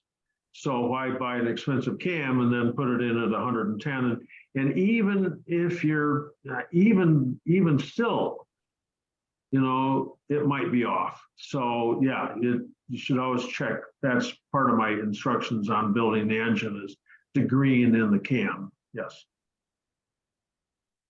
Thanks. John. Yes, Alan. Alan Batchelder here. Did I hear someone say it's your birthday today? No, it was my birthday the day before Thanksgiving. Oh, okay. All right. Just another kind of general question about this, about oil pressure. You say a minimum of 65 when you're like running down the road. Well, I had always heard it was 55, and I was just wondering. The workshop manual says 55. Yes, it does. It does. You wouldn't rebuild the engine because it was 58. It's as long as when you put your foot down, that oil pressure pops right up to the blow off. That's if it takes a while. It's slow. The oil pressure slowly climbs as our engine RPM is climbing. There's something's going on in there. You're using up, either not making the pressure or you're using it too fast. But I go for that, just nominally 75 pounds down the road. You like to see 65, but you're good to, sometimes somebody will call me and say, well, my oil pressure running down the road is 40. And I say, well, don't drive it anymore. just, that's not enough. That's just not enough. We're between 40 and 65 or 55 is it depends on the load. I mean, if you're just putting around, that's one kind of thing. But if you're doing full throttle accelerations, that's quite something else. So, yeah, thank you. Okay. Yeah, getting the engine out of that magnet is even to do anything. You can't get the sump off that in the magnet, can you? Doesn't that frame come right underneath the sump? Yes. Yeah. So, well, then on the other end of the spectrum is the 1500 Midget, where nothing's in the way, and all the bearings come out. So yeah, just a change in design, change in age. John? Yes. How does the oil viscosity affect the pressure? Like a lot. 10W40 versus 2050? Yeah, you want 2050 always.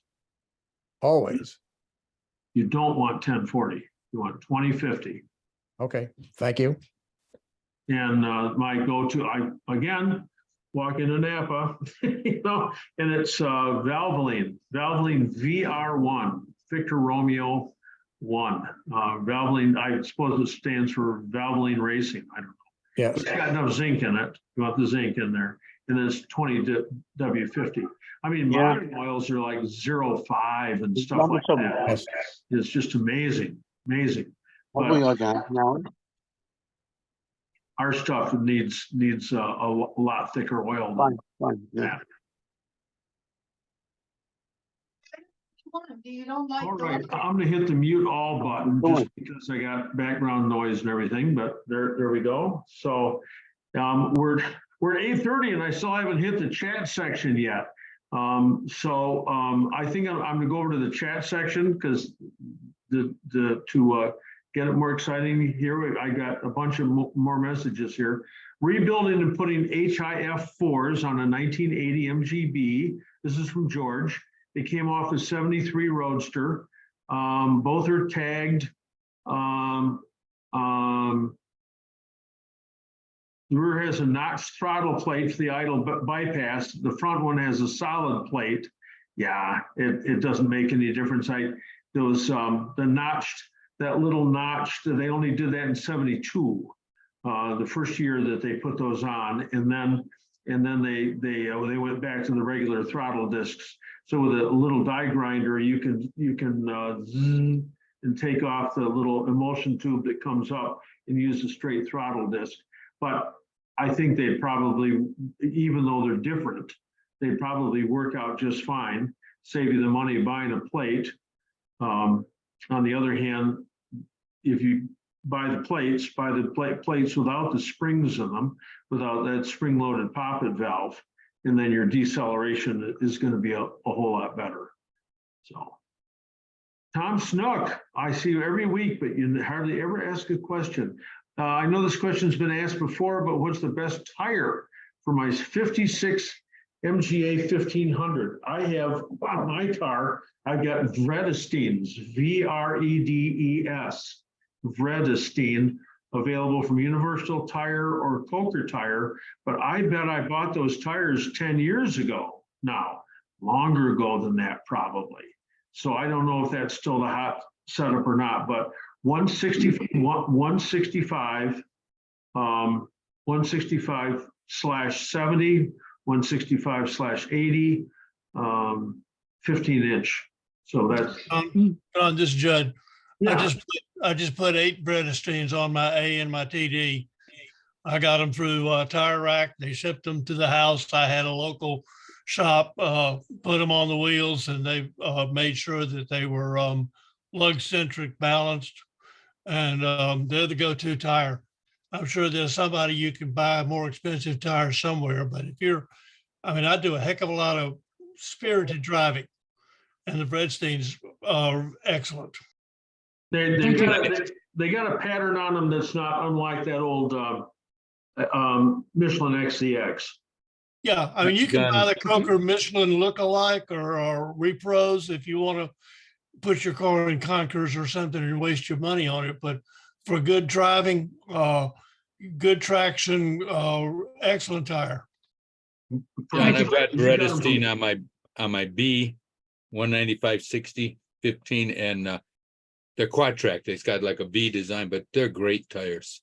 And they make a fun, they don't squeal when you go around the corner. They just make a funny howling noise or something, but which I had to get used to. But boy, it's a great tire. But you can get If them you from hit the- Tire Rack. You can get them from Tire Rack, huh? Yes. Yeah, they just shipped them straight to my house for no Hey, nice, charge. nice, nice. And Mr. McComb has written in and said he is not a relation to F. Wilson McComb. Okay, Greg, thank you for a happy birthday. Previous Zooms, happy birthdays, greetings from West Ealing. Oh my, Richard Thompson, I think you're already on here. Yep, yep. Used to take get off at the Boston take the Piccadilly line out to Boston Manor, but just beyond Boston Manor was a I don't know if it was a pathway or what, and it was spray painted. You could see it at the tube station. It said "Cats like plain crisps." Funny, 50 years ago. And Chris McComb has put in a nice article in here. He says it's nice, from the most recent Haggerty magazine, perhaps. Bradley Schwartz, my MGA 1600 engine takes a while to start when it's not been run in a few days. It starts right up after for a short time. Other than the air fuel mixture, what things should I check? Bradley, are you still on, Bradley? Have you waited all this time for your question to get answered? No, I'm here. Okay, all right. So pull the choke all the way out of the dash, as far as it'll go, lock it, or if you can't lock it, have somebody sit in there and hold it, and then you go and look and see how far the jets have dropped. And they should drop at least a quarter of an inch, if not 3/8 of an inch. If those jets drop far enough, it starts right up just instantly. Almost always it's a lack of those arms, something in the linkage, and those arms can't get pulled up and drop the jets far enough. I'm pretty sure that's okay. But it takes a while to start, but once it starts, if I shut it off, it'll start right up again. Well, that's the textbook. That's the textbook not being choked enough. Okay. Beyond that, then it's the intensity of the spark. So you can take the spark plug wire off the spark plug, hold it against the dipstick or the coil or something like that. You just have somebody pull the key on. You do it yourself. Pull the starter switch underneath, and you should get a nice crisp hot spark, blue spark. It's a quarter of an inch long out of the spark plug wire. All right, I'll check that too then. Okay. John, another thought, because my MGA starts instantly, but I drive it every 2 or 3 days. But I always turn the key and let the fuel pump run until it slows down. And then I know that the reservoir bowls are full. And if he's been several days, it might be that the fuel level is low. Yeah. And that might be a contributing factor. So turn the key and wait 3 seconds, 5 seconds. Oh, for the I've fuel to build done up. that. I thought that's a good idea. I've taken care of that already. Okay, Yeah. well, I'm still back to the position of the choke levers. I'll check the choke again and then and the spark. Yeah. Jim, How far down were those jets, John? At least a quarter of an inch. I mean, sometimes depending on how the stuff is all hooked up, sometimes they'll drop half an inch. I mean, way too much. But then you can tell immediately, starts instantly. But it's like, whoa, this thing's way too rich. So you can let the choke in. So, but I contend that our cars would start in Antarctica if you could only drop the jets far enough. So anyway, Jim Nakos to everybody.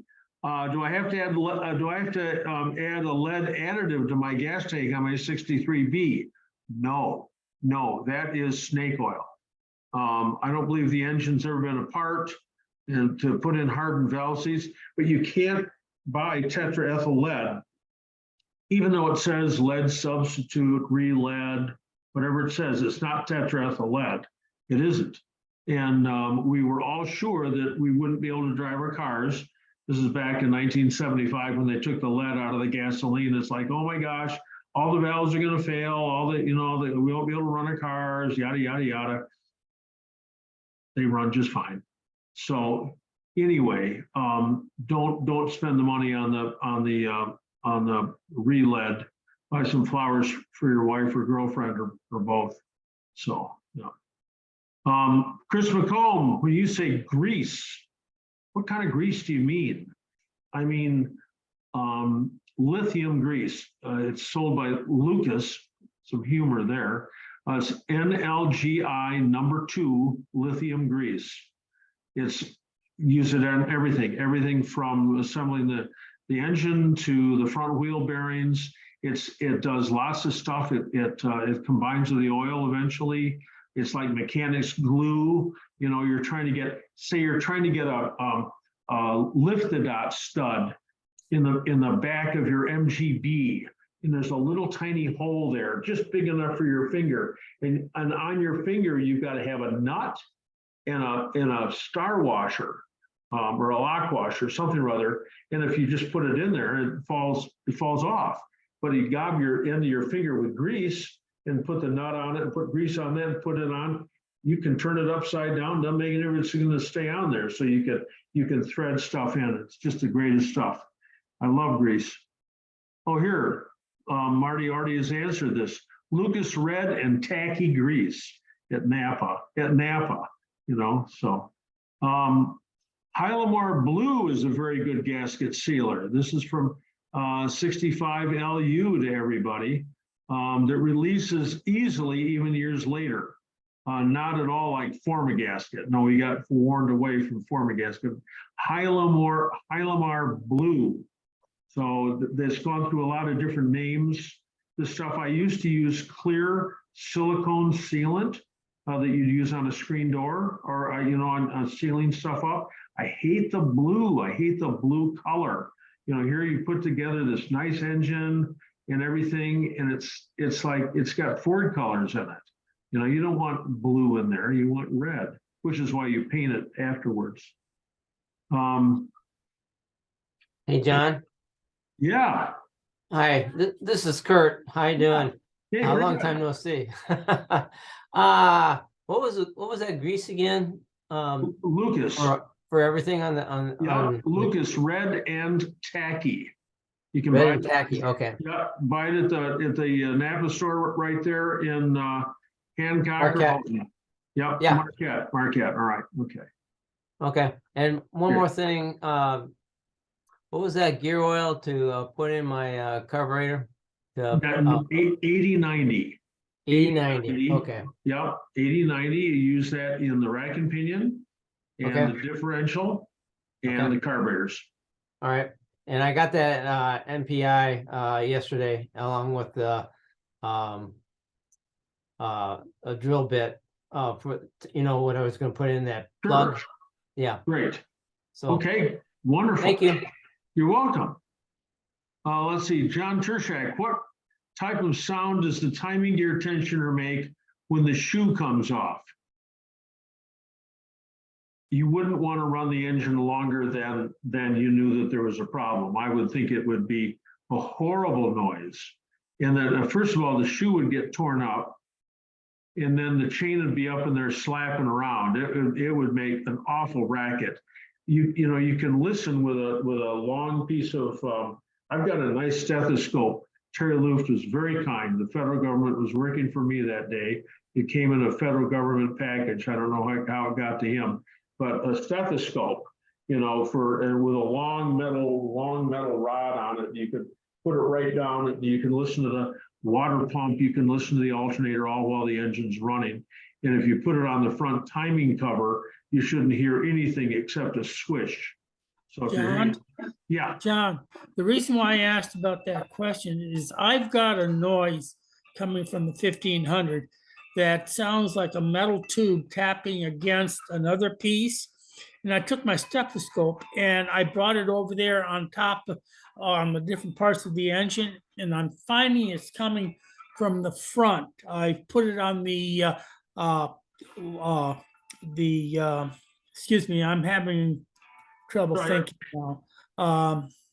That piece where the hose comes out of the engine, the water outlet. the water. You have to forgive me. Sometimes my mind It's goes okay. other places. The But water pump makes a constant whirring sound. The dynamo or generator makes a constant whirring sound. You know, up on the valve crane, you can hear a tiki tiki tiki. You know, lots of tikis going on at the same time. That's a lift. But at the front of the engine, it should be a relatively consistent sound. It shouldn't be an inconsistent sound. It's inconsistent, and like I say, it's like a metal tube tapping against something. It's bugging the heck out of me.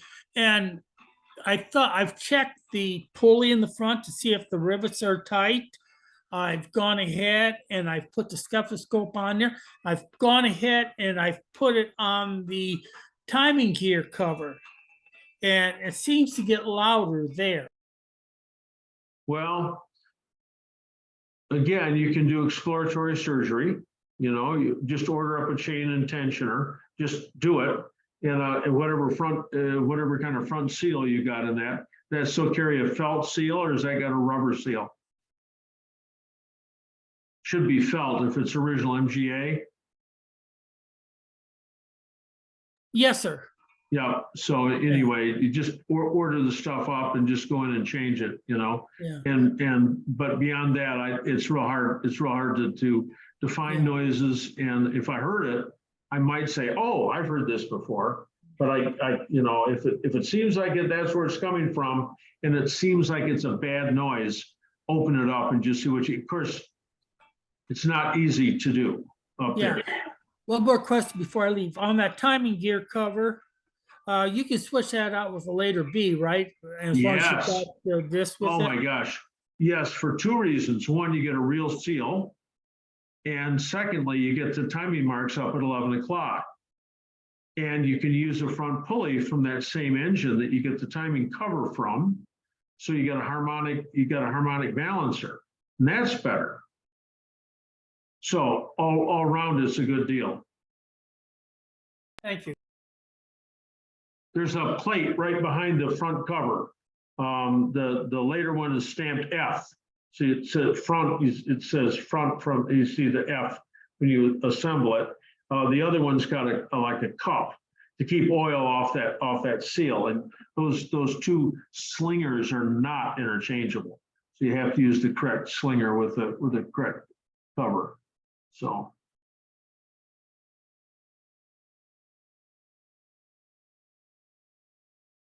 Peter Price, Midget 4-speed ribcage gearbox available, will help with delivery to facilitate the sale.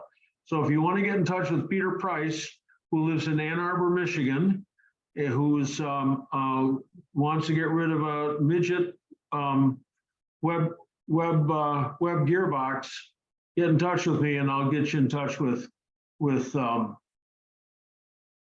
Peter. Thank you, John. Hey, you're welcome. Thanks for your continued notes. Curtis, to us all. Hey, John, what was that gear oil? Oh, I already got this. I got it. That's, yep. Bradley Schwartz. When rebuilding the cylinder head, what parts should be replaced regardless of the appearance? Valve guides. Valve guides. Springs hardly ever go bad. You can check those. There's a spring tension that's given in the workshop manual. The valves, if the valves are good, keep using them because you know they're tried and tested. But the valve guides, and never use the phosphor bronze, the gold ones. Don't use those. Use the old cast iron valve guides. Those are the best. Absolutely. For a long time, we thought, oh my gosh, you know, they're not going to be any good because we lost the lead and we got to buy these new phosphor bronze ones, and those are just nothing but trouble. What about the valve seats in the head? Hardened. Oh, the machine shop locates those and installs them. So Always. put all new seats in. Yes. Now, when you think about it, the inlet seats are always cold, right? They're being washed with this ice cold mixture of air and gasoline. I mean, it's just -40 in there or something. I mean, it's coming through there. It's really, really cold. And it's the exhaust valve. That's the seat that is impacted. The inlet valves don't burn. Well, everything burns. I mean, I've got examples, but it's always the exhaust valves that burn. That's the rule. So that's where the seats go. But if you're going to put in 4 seats, why not just put in 8 and just be done with it? So, but you don't have to put in the inlet seats. So seats and guides, Yes. iron guides. Thank you.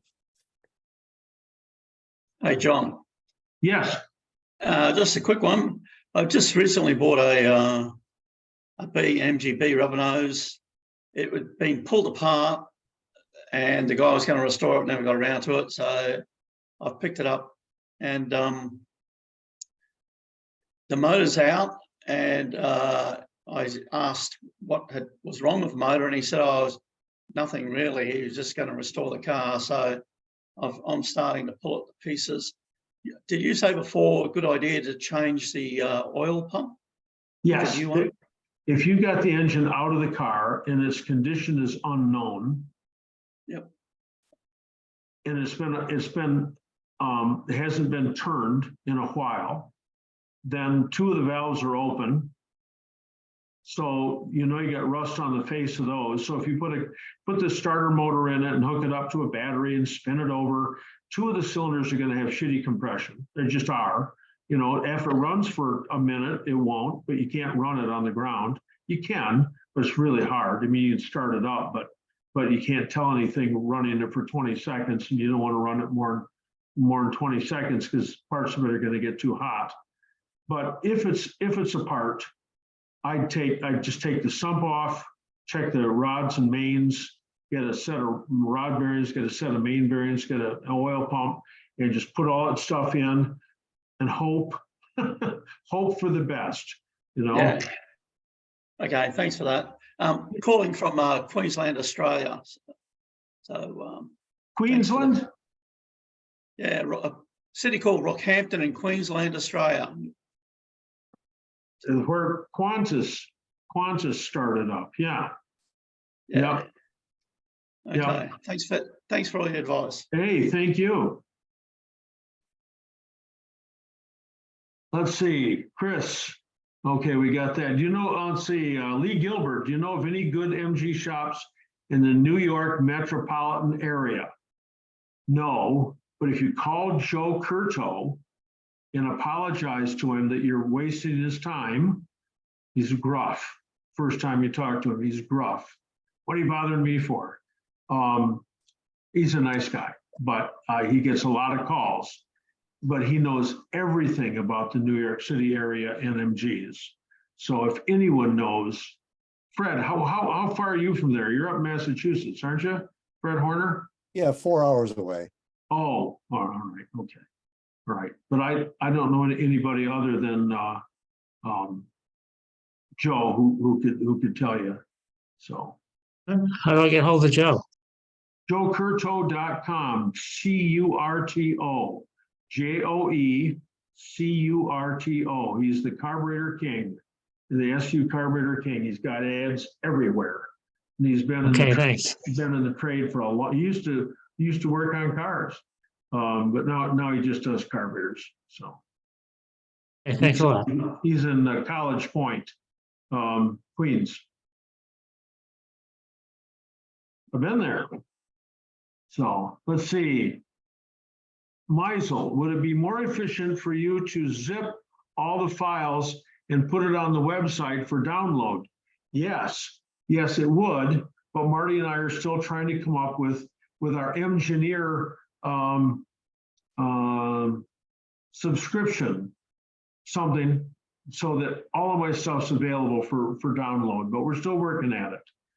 So in the meantime, it's like, you know, I'm handing this stuff because I want everybody to be able to work on their MGs. So here I am having to say, if you want the rebuild instructions, send me an email and say, hey, I want to rebuild my engine, and I'll send you out the stuff. But Marty did put up some other stuff that she's that apparently may be available on the website. I'm not sure, but you did put up. I created Google Docs and then put a shared, so you'll see in the chat. But there's one for MGA, MGB, and then the XPAG. So thank you. Those are here in the chat. Thanks. So here's a note from Tershak about Delta cams, and let's see. What valve seals do you recommend? Here's one from Bart. What valve seals do you recommend for an 18V engine? And again, that goes back to the Felpro, FELPRO, SS 70373. So that's one of those numbers I happen to remember. So, Craig, I'm going to have to rebuild my. I'm going to have my engine rebuilt by a pro. What questions would you ask a prospective engine builder?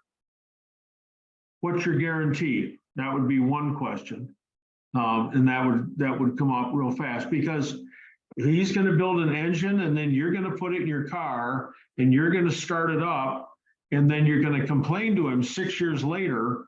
I just got it in the car and I just started it up, and he's going to say, well, did you get oil pressure before you started it?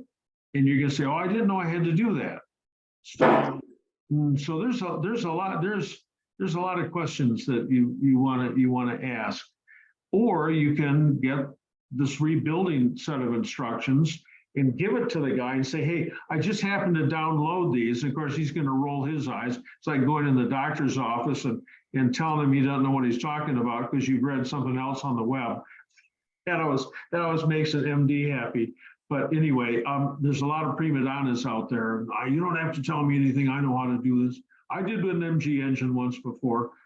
What kind of MG engine? How long ago? Anyway, so where are you calling from, Craig? I'm calling from Long Beach, California. Oh yeah, okay. So check around in the clubs out there. And there's a Southern California MG club, and just ask around and see who's good, because what it comes down to is this guy going to cover his work? You know, for what, 2 hours, 2 days, 2 weeks? I had a guy bring me a gearbox back that I built 10 years before, and he said, this is kind of embarrassing, but I just put it in my car and it doesn't work. I said, I'll guarantee it. After 10 years, I said, well, you haven't been using it for 10 years, but I was always very liberal with I just like, hey, you expect me to do a good job, and I'll stand behind it. So. Thank you. From John to everybody, this winter I'm gonna take the head off my my Midget 1500 engine to work on its awful compression problem, and would like to reuse most of the parts. Yep. So you just need you want to take it to a machine shop and ask them to check the springs. Midget 1500s, the engines overheat pretty easily. And when they overheat, the springs get too hot. When the springs get too hot, they lose their tension, and you can end up with valve float at a much earlier point than, I don't know where the valves float on a Midget 1500 engine, somewhere up above 6,000-7,000 RPM, I expect. But there is information on what they should be, but interestingly, they are all the same. So if you're checking one, and you can check them unless you got the engine apart already, you can put the because if the engine's still in the car and you got the valve train off, you got the valve cover off, you can take a screwdriver and just open each valve and just go 1, 2, 3, 4, 5, 6, 7, 8 and feel each one, you're going to have to turn the engine because a couple of them are open right now when the engine shuts off. But just feel the tension. And if some of them feel less than the others, yes, absolutely, you've got a problem. It's a real uncommon problem to have a failed valve spring, but their failed valve springs are more common on Midget 1500s. Right. Okay. Thank you. You're welcome. And also, while you got the cylinder head off, because you can't see the condition of the rings, you can't. You know, is the compression bad, or because the valves failed, or is the compression bad because the rings have failed? So you put all the pistons at the same level in the block, so they're all even, and then the easiest stuff to use here is gasoline, and borrow the measuring cup, the glass measuring cup out of the kitchen when someone's not looking, and put a quarter of a cup, half a cup of gasoline in each one, in each cylinder, a measured amount, and then come back in 5 minutes and 10 minutes and half an hour, and see if all of them are draining at the same rate. If 3 of them take 45 minutes to drain and the other one takes 5 minutes, guess what? Some's got to come off and the pistons have got to come out because there's something wrong deeper inside there. So even if you find a faulty valve, you go, oh, well, this is it. Well, that's one of the reasons that you got bad compression, but maybe there's some other stuff going on too. So that's just a cheap that how quickly that the fluid passes by.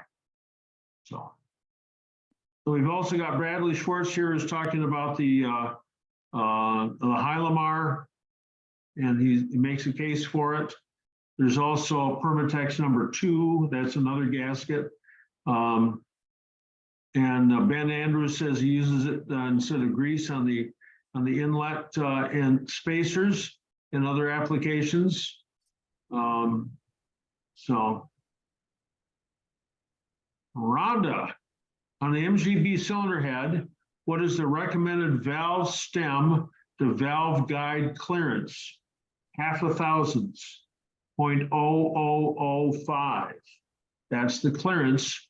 And that's the problem with those phosphor bronze valve guides, is you got to open them up to about 2 thousandths, because when they get hot, they collapse and they'll grab the valve and gall the valve. So, yep, I heard horror stories of valves seizing in the guides based on the temperature. That doesn't happen with the cast iron ones. Didn't Barney have it written on there for those bronze bushings that the clearance is supposed to be 300,000? Maybe 3 thousandths, yeah. Maybe instead of 2, but it's only supposed to be half. And otherwise the valves wobble around when they're working, and that's the whole point. The more they wobble, the easier it is for the oil to get down between the valve stem and the valve guide and push oil out the tailpipe. So, but it's all a moot point if you're using the cast iron guides. Oh my, looks like I got more work. Good thing you're on tonight. Okay, all right. See, from Kelly's iPad, John, old age and wisdom comes from mistakes. Do you have any to share regarding engine rebuilds? My project is a 51 TD basket case this winter. Never, yeah, this is it. This burned me at least 2 times.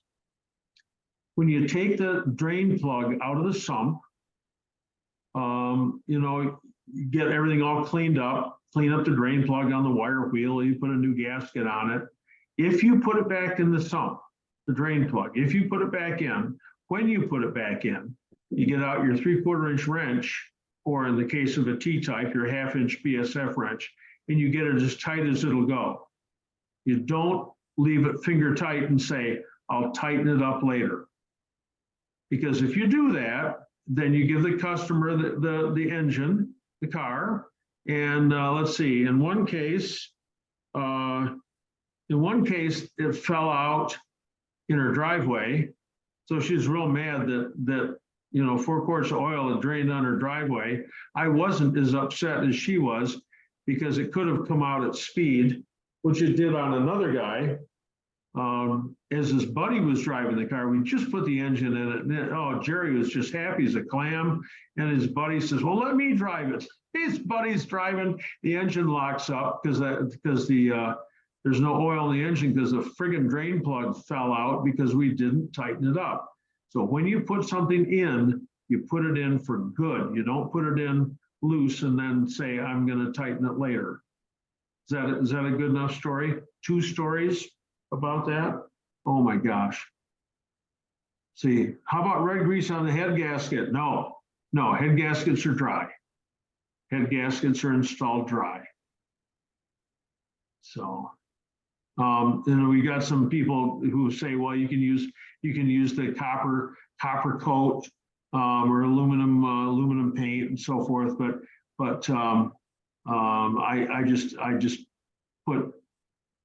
I just put them in dry like they tell you in the instructions. So Marty's got some more stuff here. We got Castrol Classic. We were asked about oil. 2050 Castrol Classic now has enough zinc. And another happy birthday, thank you. And Peter Price is real interested in getting rid of this gearbox because he's got it in here twice. Here we go. I'll take it, but I live in Schoolcraft. So those guys, oh, good. Hey, great. And here we got information on how to get in touch with Joe Curto. A 67 Midget shock mount has 1 bolt that is stripped so that only the inside and 1 outer bolt are holding the shock down. Scary. Yes, scary. I mean, on an MGB, there's 4 bolts that hold it down. Can I tap the hole bigger and ream the shock to accept a new bolt? Yes, you could do that, but better than doing that probably is buy a helicoil, HELI-COIL. There's a lot of other people that make something like that, a helicoil. So you're going to drill the stripped bolt hole out on the car. You're going to use their tap. You're going to tap a new it's about 7/16, 24. Then you're going to put their insert in it, and now it is all but as strong as it was originally. Make sure you tighten up the other 5 bolts, and especially on the other side.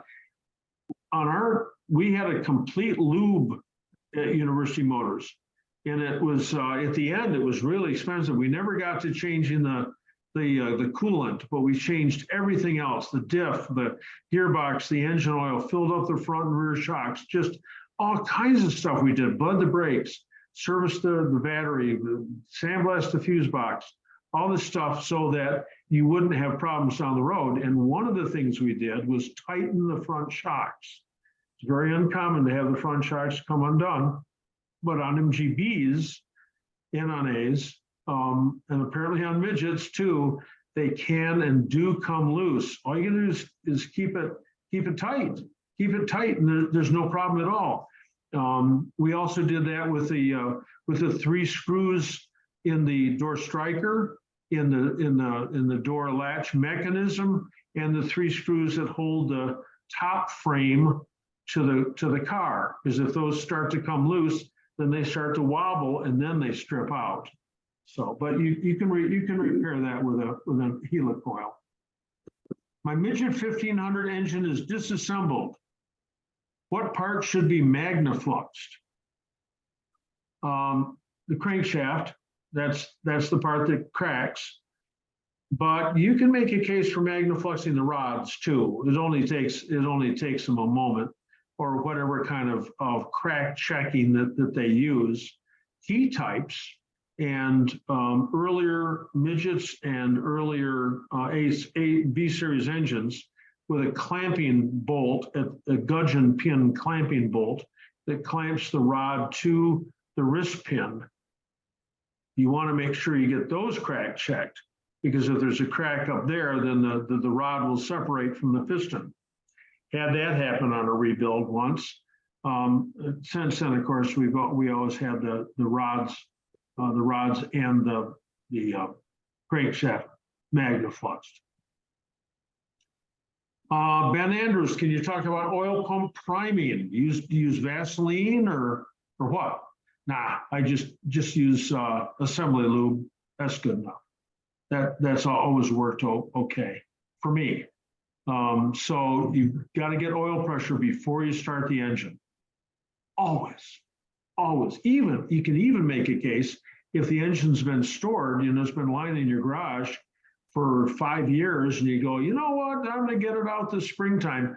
Crank, take these spark plugs out and take the oil line that goes up to the gauge, just take it off the engine, put it into a can or a bottle, and just run the starter motor until oil squirts out of that hose. Get oil pressure before you start it. But I've never had a problem getting oil through the oil pump. I've never packed them in white grease or Vaseline or anything. It just that red assembly oil that you can buy at Napa. Engine assembly oil. So, John, the XPEG, of course, has the plug you take out of the oil pump to see and prime and so on and so forth. Fortunately, I haven't had to do anything on the B and the A. Do they not have that plug? No. Instead, on a B series engine, in the A or the MGB, it's confusing because the A series engine is a smaller engine used in the midgets, and the B series engine is used on the MGAs and the MGBs. Anyway, on those, if you can't get oil pressure after a while, you take the fitting off at the rear of the engine, right behind the distributor. Take that loose, squirt oil down the inlet tube, put the car in fourth gear and push it backwards, and it'll screw the oil through the oil pump backwards. And then you hook the thing all back up and start right up. Or if you dare, pull the starter, operate the starter motor, and the oil comes out of that tube like a slow garden hose. There's a lot of oil that comes out of there all of a sudden. So. Thanks. Let's see. Thanks for the information, Marty Bradley. On the MGB, the knob that controls where the heat goes is stuck. Is there a way to move the position without taking everything apart? That is, access the cable to move the internal flap. So Lee Gilbert, are you still on? We're down to 118 people, and it's Oh, I'm still here. hey, all right. So we're talking about the heater, the one that's on the left side of the steering wheel that controls the flap between defrost and The windscreen or the heat, yeah. okay. All right. So that's frozen down underneath. So there's a couple different ways to approach this. The first one is to take the unit out of the dash. Just follow me through here. And so there's what year's your car? 79. Oh my gosh, and that's frozen? That's pretty bizarre. This is a lot more complicated. So if you go down underneath the side where the deflectors are underneath, and there are 3 screws that hold those air deflectors in place, little tiny Phillips screws like self tappers. You can get those off, and you can spray into there WD-40 breakaway, something like that, because there's an axle. It's pivoting on an axle, and that's what's frozen. From the passenger side, you can look in there. You can see the cable. You can see how the cable is hooked to it. You can use a screwdriver and gently try to move it back and forth, gently, while someone else is rotating it up above. If you can get it to move, then just move it 100 times, just keep squirting it with the fluid. And of course, the car smells like a WD-40 factory for a day or two, but then that goes away. You don't want to break it off, because then it just dangles. And to repair it is probably the most difficult job in the whole car. And that's taking the heater box out. It's just a Herculean task. Oh my gosh. So I was going to say, take the heater control out and then get the heater control off the cable and put a pair of vice grips on the end of on the inner cable, and then you can sort of push and pull. But it's not this knob. That's not what's frozen. What's frozen is down underneath in the heater box itself. Okay, I'll try that. Thank you. Lots and lots of fluid down there to see if you can get that done. Yeah. Okay, thanks. Let's see. Reg to everybody, just checking 1500 engine torque. The head bolt torque is 55 pounds. I assume they mean 1500 MGA engine. Yes. I'm not sure about the Midget 1500. I'm not sure what the torque is, but yes. Yeah, 1500 MGA. Yeah. And when you're putting it back together, you set your torque wrench or watch it, and you hit them all at 5 pounds, and then 15, and then 25, and then 35, 45, 55, round and round and round that spiral. Starting just if you look at the workshop manual and look at the torque sequence and draw a line around, like connect the dots, it just makes this spiral that keeps getting larger and larger. So you can spin right through it. And when you're doing that, you want to make sure that all of the nuts and studs have the same resistance to turn. So the way to ensure that is to have some oil on those nuts first. Just a little bit of oil on there, and then they'll all turn with the same resistance to turn. Great, thanks, John. So Steve Olson warns about snapping those bolts that hold the front shocks on the Midget. They're long and skinny. Well, they're not skinny. They're 3/8. They're for the MGB, the MG Midget. All the bolts are 5/16, and then the next step up is 3/8, and everything's 3/8, and there's a couple of 7/16 bolts here and there, but they're not skinny. But you get them too tight, they certainly can snap. They should be grade 5. Tom, everybody, where can I find instructions for rebuilding the TD tachometer? Tom Capehart, are you still on? Because there's 2 types of T-type rev counters. Hi, John. Is yours a chronometric or is it magnetic? Is it flat face or dish face? It's a Jaeger, and I think it's flat-faced. About a 51, 52? 52. Yeah, I had one guy in my shop one time rebuild one. And he said, oh, it's just clockwork in the back. This is easy. That's all I know. That's all I know of. No other information anywhere. But, you take it apart, you got it, you got a nice, clean, white work surface, like the rag over it or something, and no distractions. Oh, you got your cell phone camera, so you can take 100 pictures, and just start. I have no idea. I think I have half a chance. I repair antique clocks, so yeah, it's just it'll be a start. Yeah, it's clockwork back there, and if you take the cable that drives it, if you got an old cable and an end to that cable, or use the cable itself that comes off the tack box, and put that into your drill, and spin the drill backwards, that'll make the tack or the speedo work.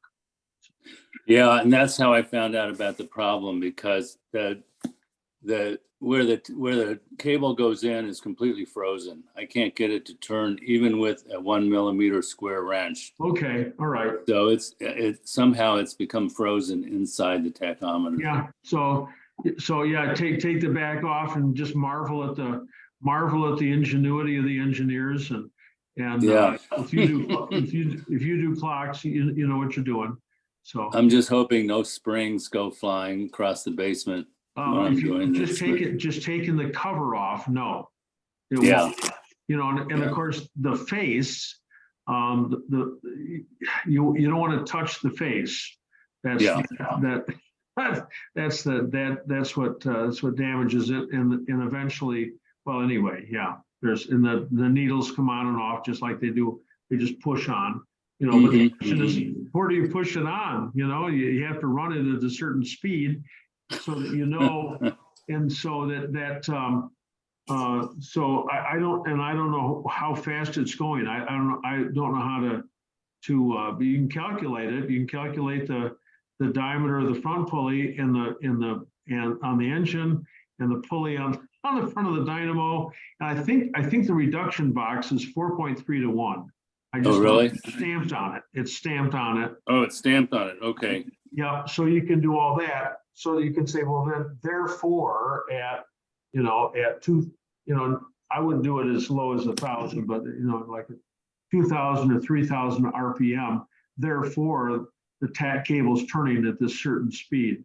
So yeah. Okay, I'll give it a shot. yeah, absolutely. Absolutely. The New England MGT register, they've got a tech section in there. And so many years ago, Hank Rippert copied all of those on the DVD, and maybe you can buy it as a stick now or something or other. Yeah. New England MGT register, but okay. I don't remember ever seeing an article. I mean, rebuilding fuel pumps, gearboxes, differentials, seats, everything, but I don't know anything about those little tiny instruments, those clocks. And do you know of anyone who rebuilds them commercially? Oh yeah, West Valley Instruments. Okay. Morris. And MOMA. Morris used to be part of MoMA. He was the MO. Margaret was the MA. Yeah. They're in Albuquerque. Okay. You try that, and if you, I don't know if Sean English has ever tried one or not. He's in Alexander, Virginia. He repairs clocks. And where are you from? I'm from Virginia, outside of DC. Yeah. All right. He's part of the Chesapeake Valley New England Neurological Society. Sean English. Yeah. He lives just half a mile from Mount Vernon, and he does clocks. So you got something to start with in common there. So yeah. There's John Wolf in Willoughby, Ohio, Antiques Instruments. Okay, John Wolf, WOLFF. He does gauges for airplanes and everything, antique cars. Okay. These are chronometric, which are different from magnetic instruments. It's another step into our past.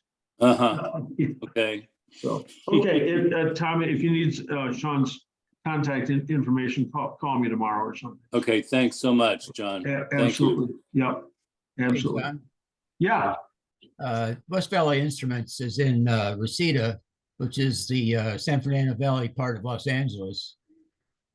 And I have a hint about clockwork tachometers. I had a 1975 cuckoo clock that finally stopped running after a couple of years ago.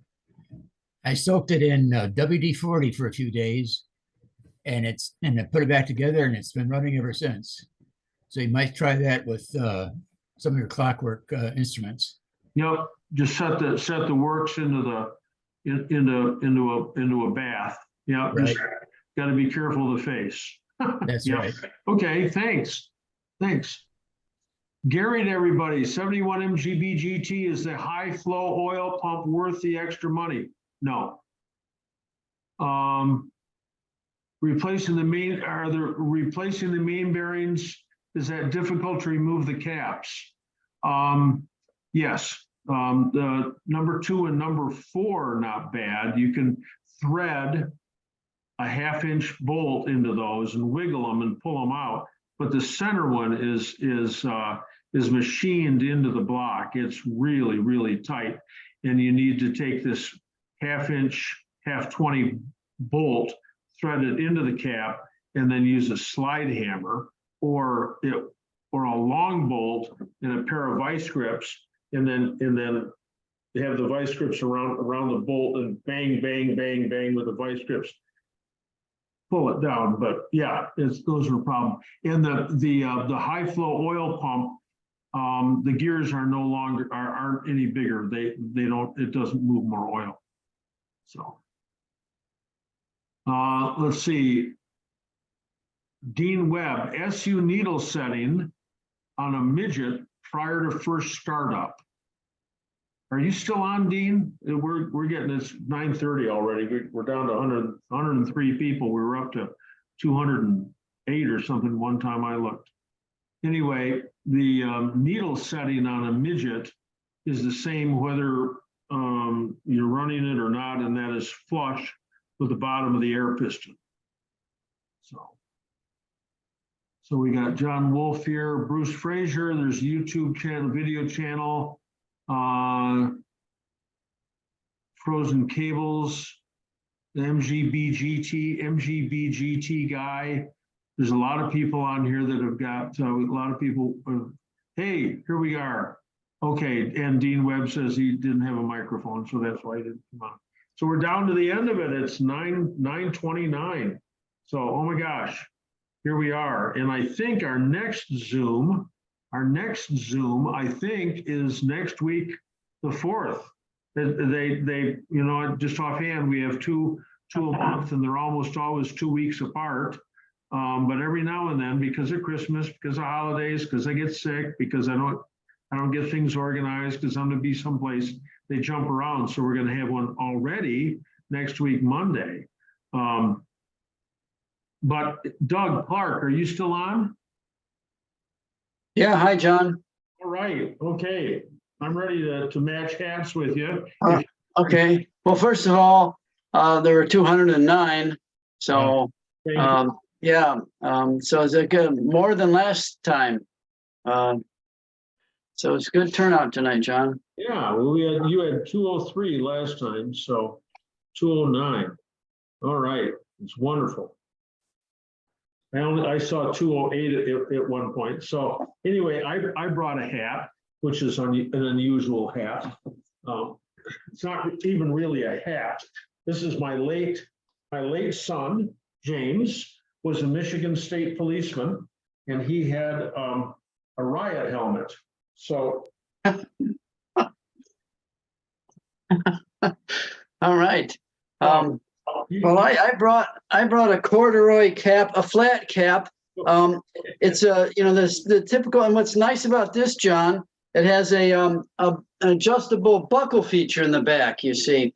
So when I get a crew cut and I don't have as much hair, I lose my hair, I can tighten the buckle and it'll fit. So I guess our two headgear is from one extreme to the other tonight, John.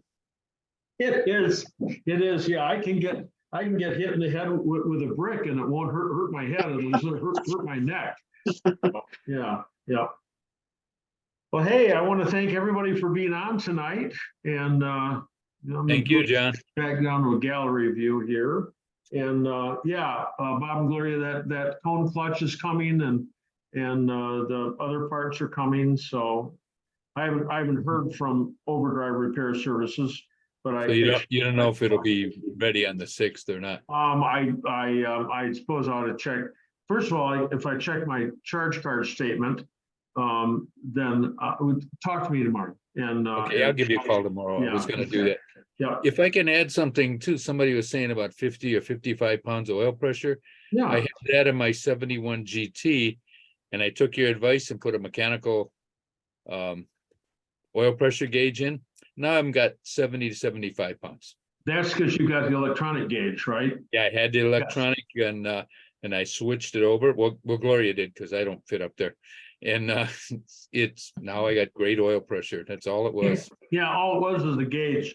You know, Yeah. every now and then it's the gauge which is a faulty part. And that I talked to Glenn I don't know, a week ago, 2 weeks ago about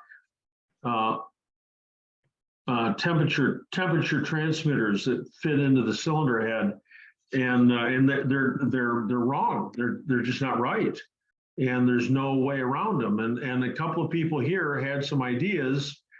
You know, make sure you get the red one from Napa and all this kind of stuff. And all you can do is experiment with them and see if you can come up with the right ones. But having a mechanical gauge in the case of oil pressure is really important.